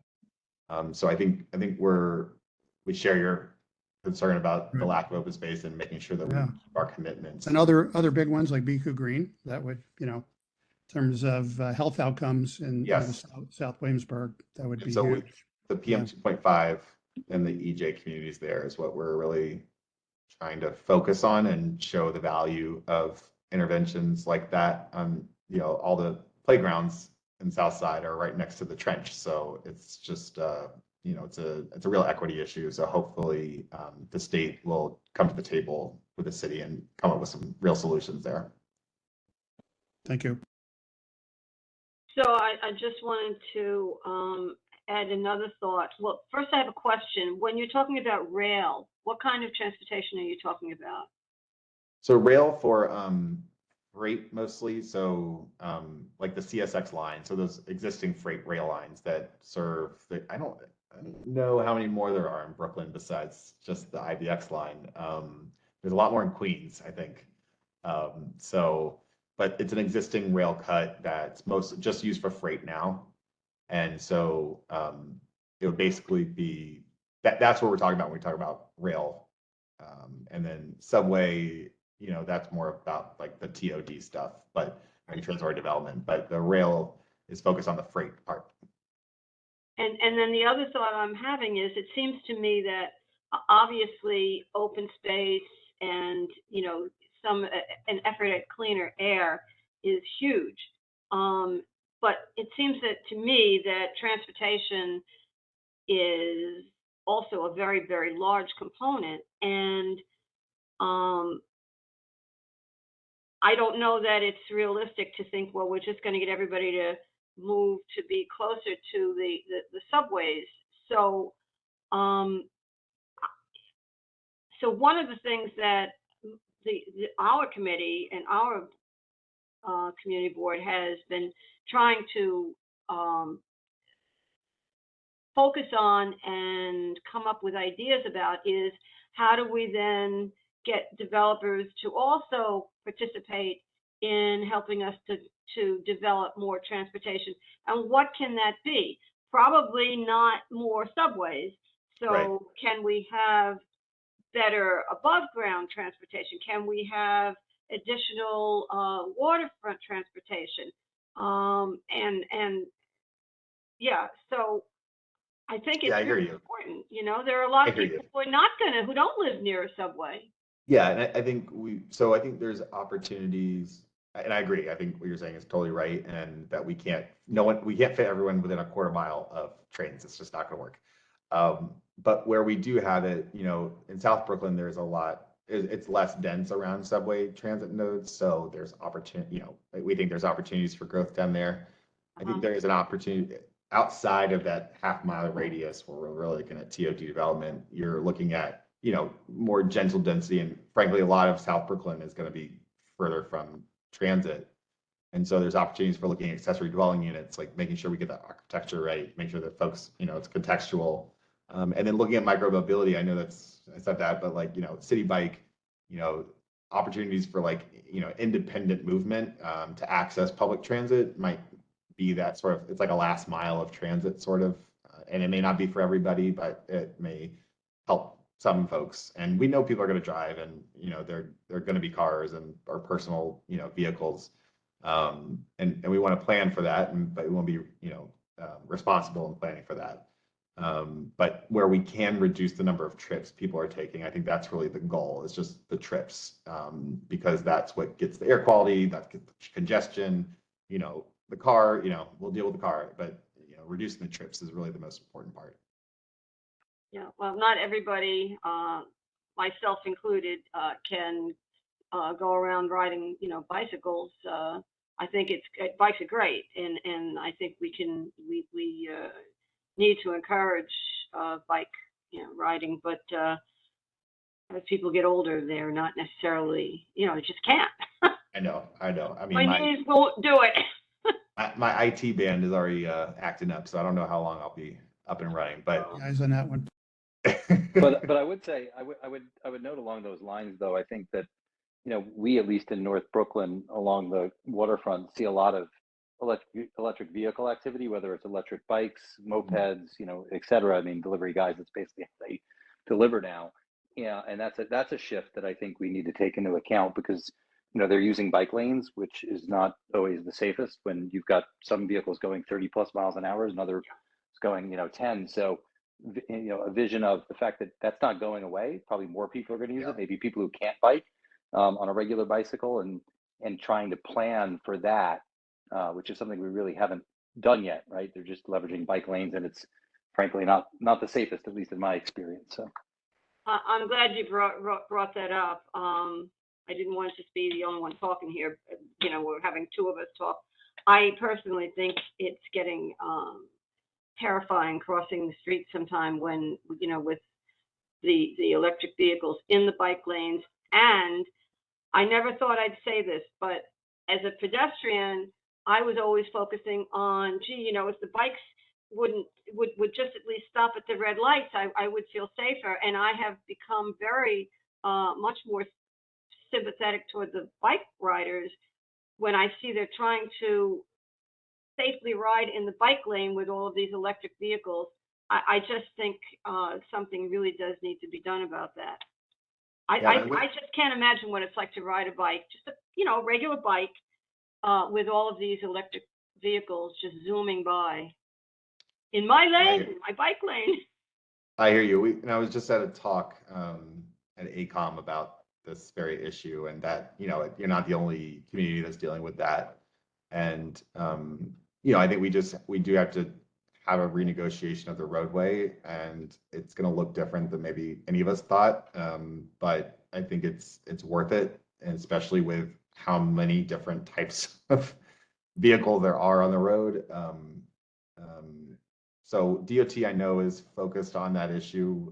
They were there and they spoke about, like, I think they're coming out with some new enforcement regulations, but also opportunities to support, you know, folks who do delivery with them, and it's their job, and that's piece. And then, you know, looking at connecting folks to that are farther away from transit. So out in Ocean Hill or Brownsville, or even some portions of, you know, Bed-Stuy, or maybe portions of Brooklyn, or Williamsburg. I don't really know, maybe Greenpoint, but expanding access to those places that are a little too far for people to walk to get to transit.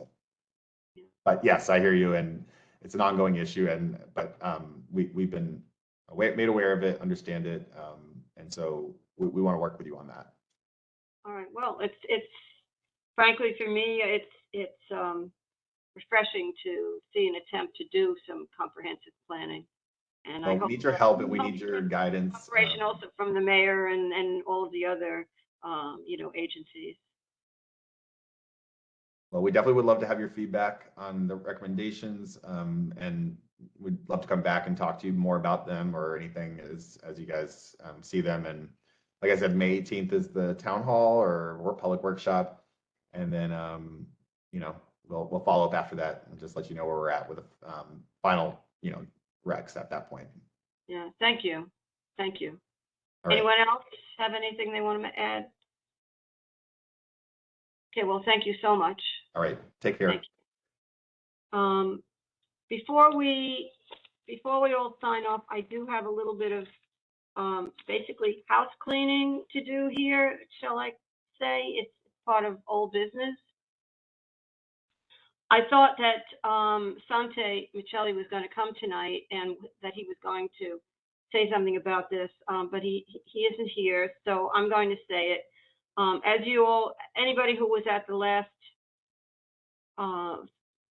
full board meeting probably heard me going on and on about how I will always try to protect the integrity of this community, this committee, and of our deliberation process. And I will, as long as I am either the chairperson or part of the committee or part of the community board, I will do that. And several full boards ago, we talked about 136 Franklin Street. That was a landmarks application. And Mr. Michelli said that part of the negotiation, I really wish I weren't the one saying this because I don't want to speak for him, but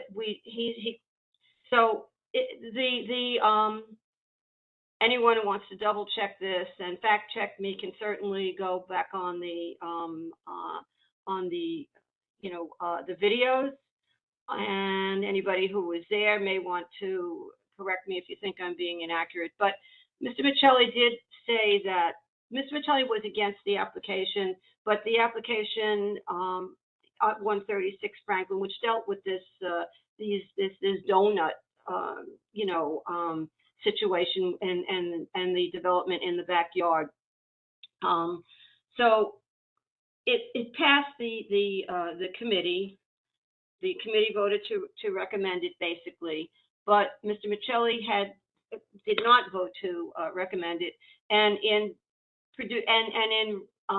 bringing it to the full board, he mentioned that I said that Councilman Ressler was okay with the application. He said this, that I said this when the committee was deliberating.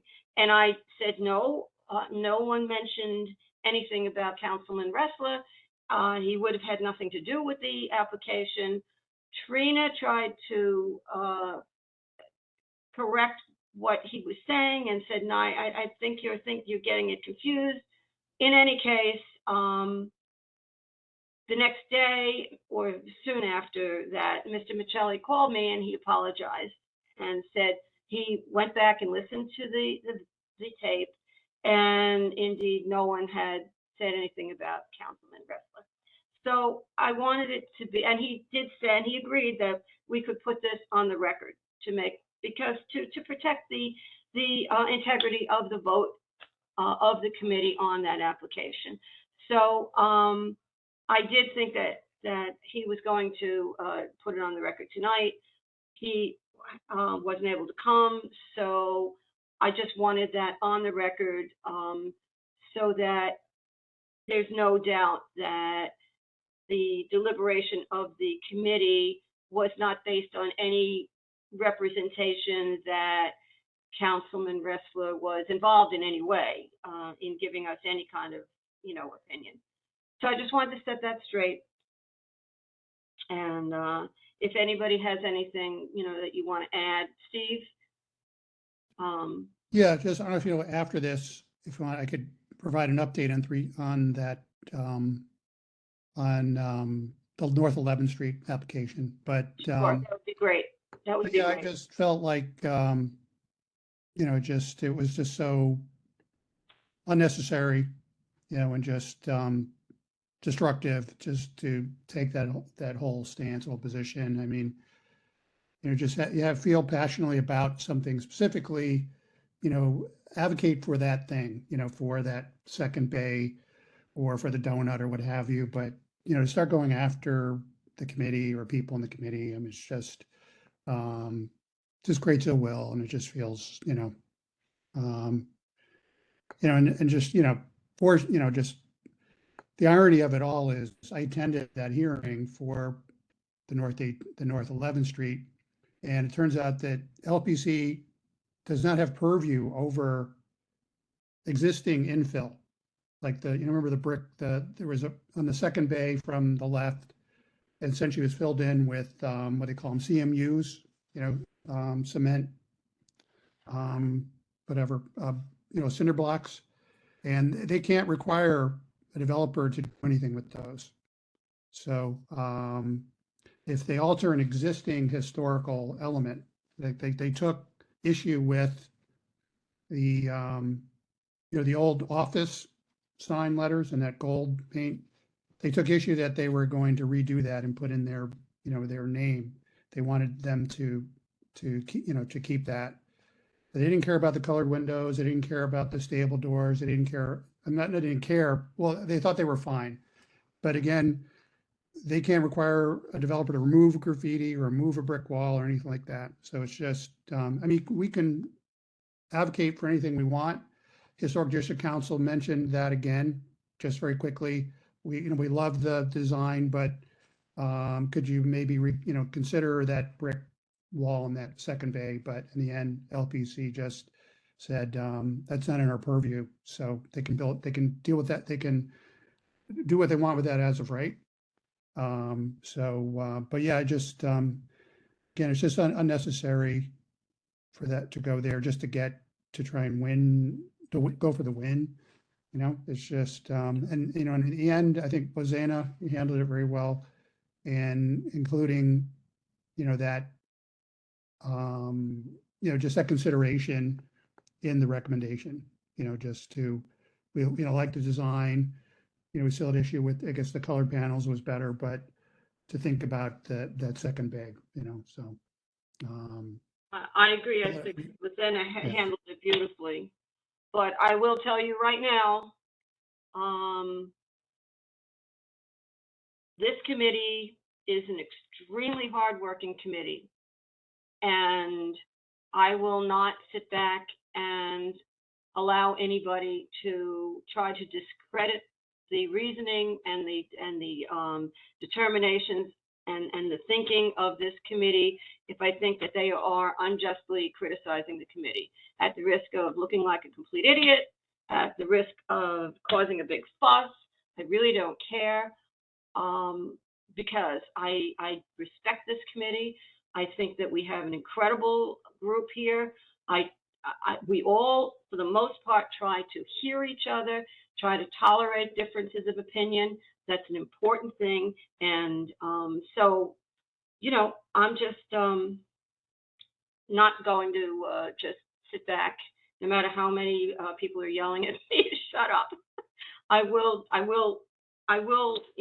stand up for this committee, because the committee deserves to have the respect that should come with a committee that works this hard and that tries so hard and has such an effective voice.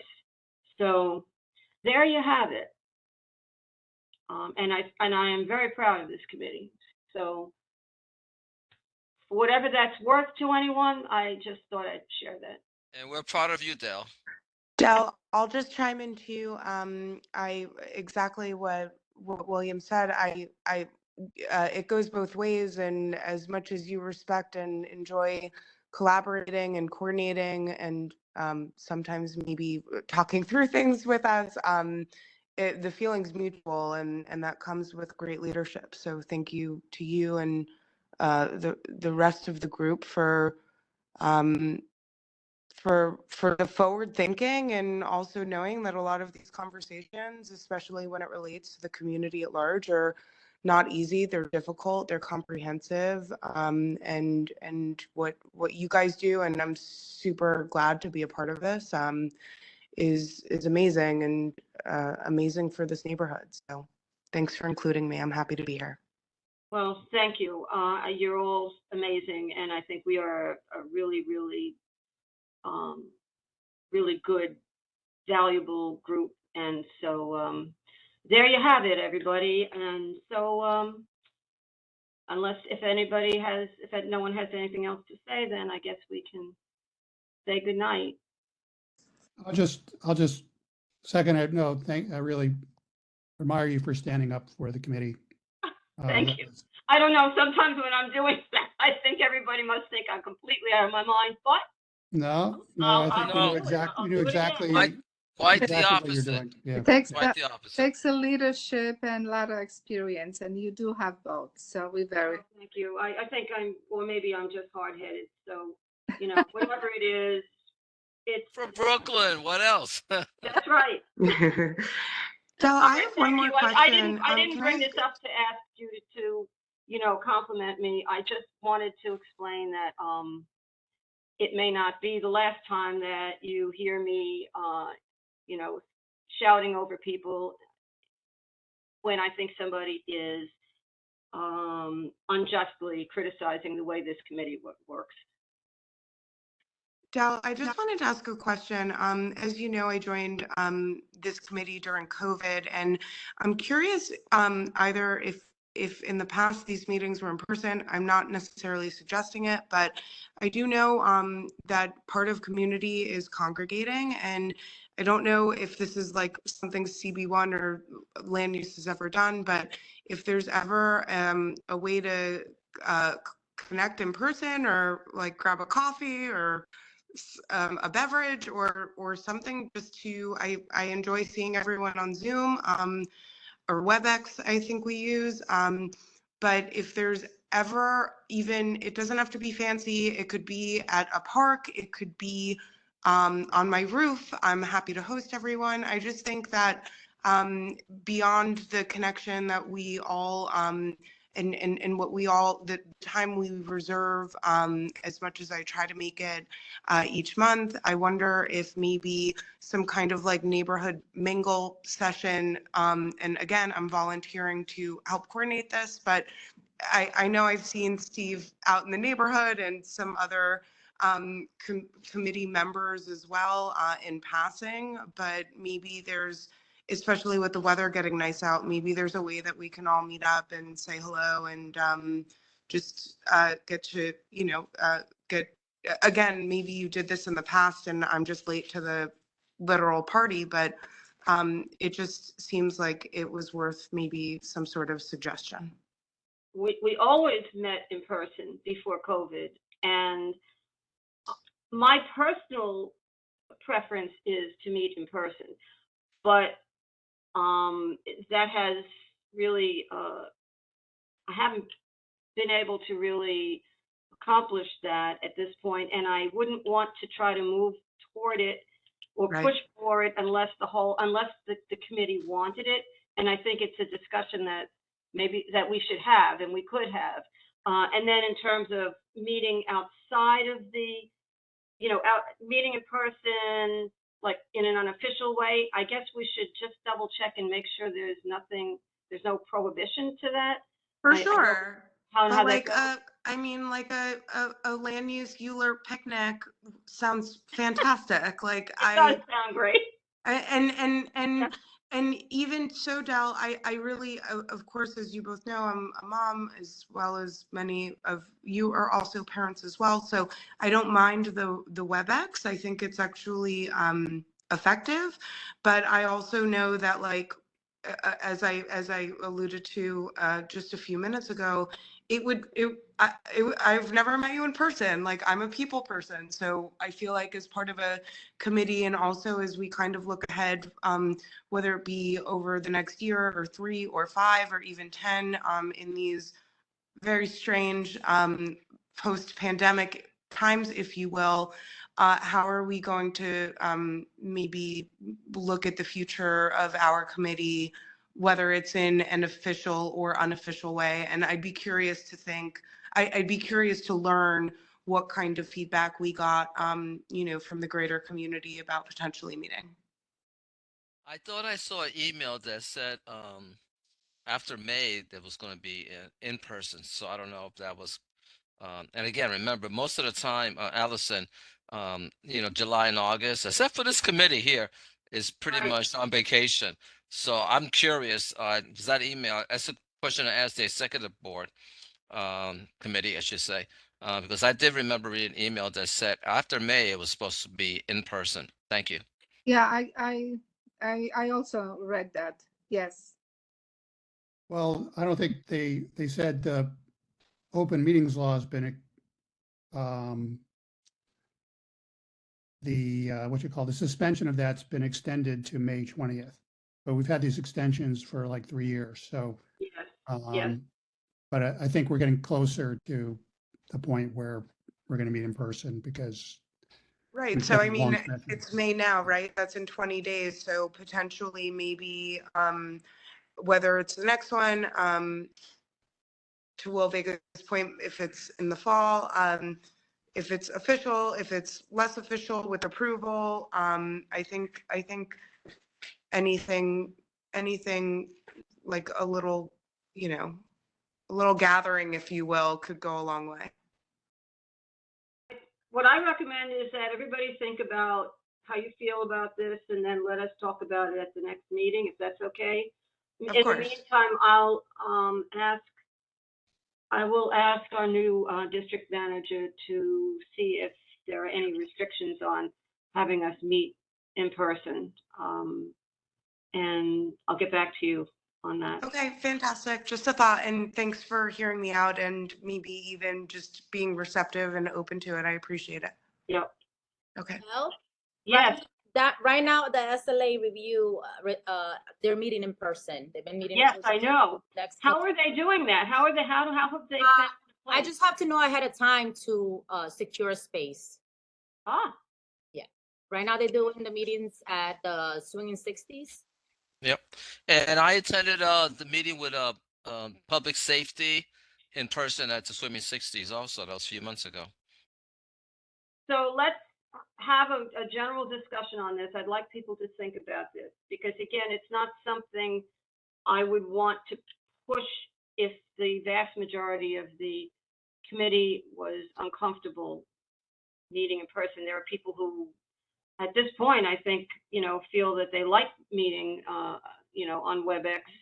And then, or maybe there's a way we can do a combination where we have a meeting in person, but we also have WebEx set up for people who are not able to attend the meeting. But Joanna, I think we can talk about whether that's even possible. Yes. Just something to note is that the meetings at 211 Ainsley, they do want them to end by at least 7:30 to 8 o'clock because there's no one to lock the place up. Okay. Okay. Okay, so food for thought. Thank you, everybody. More to come.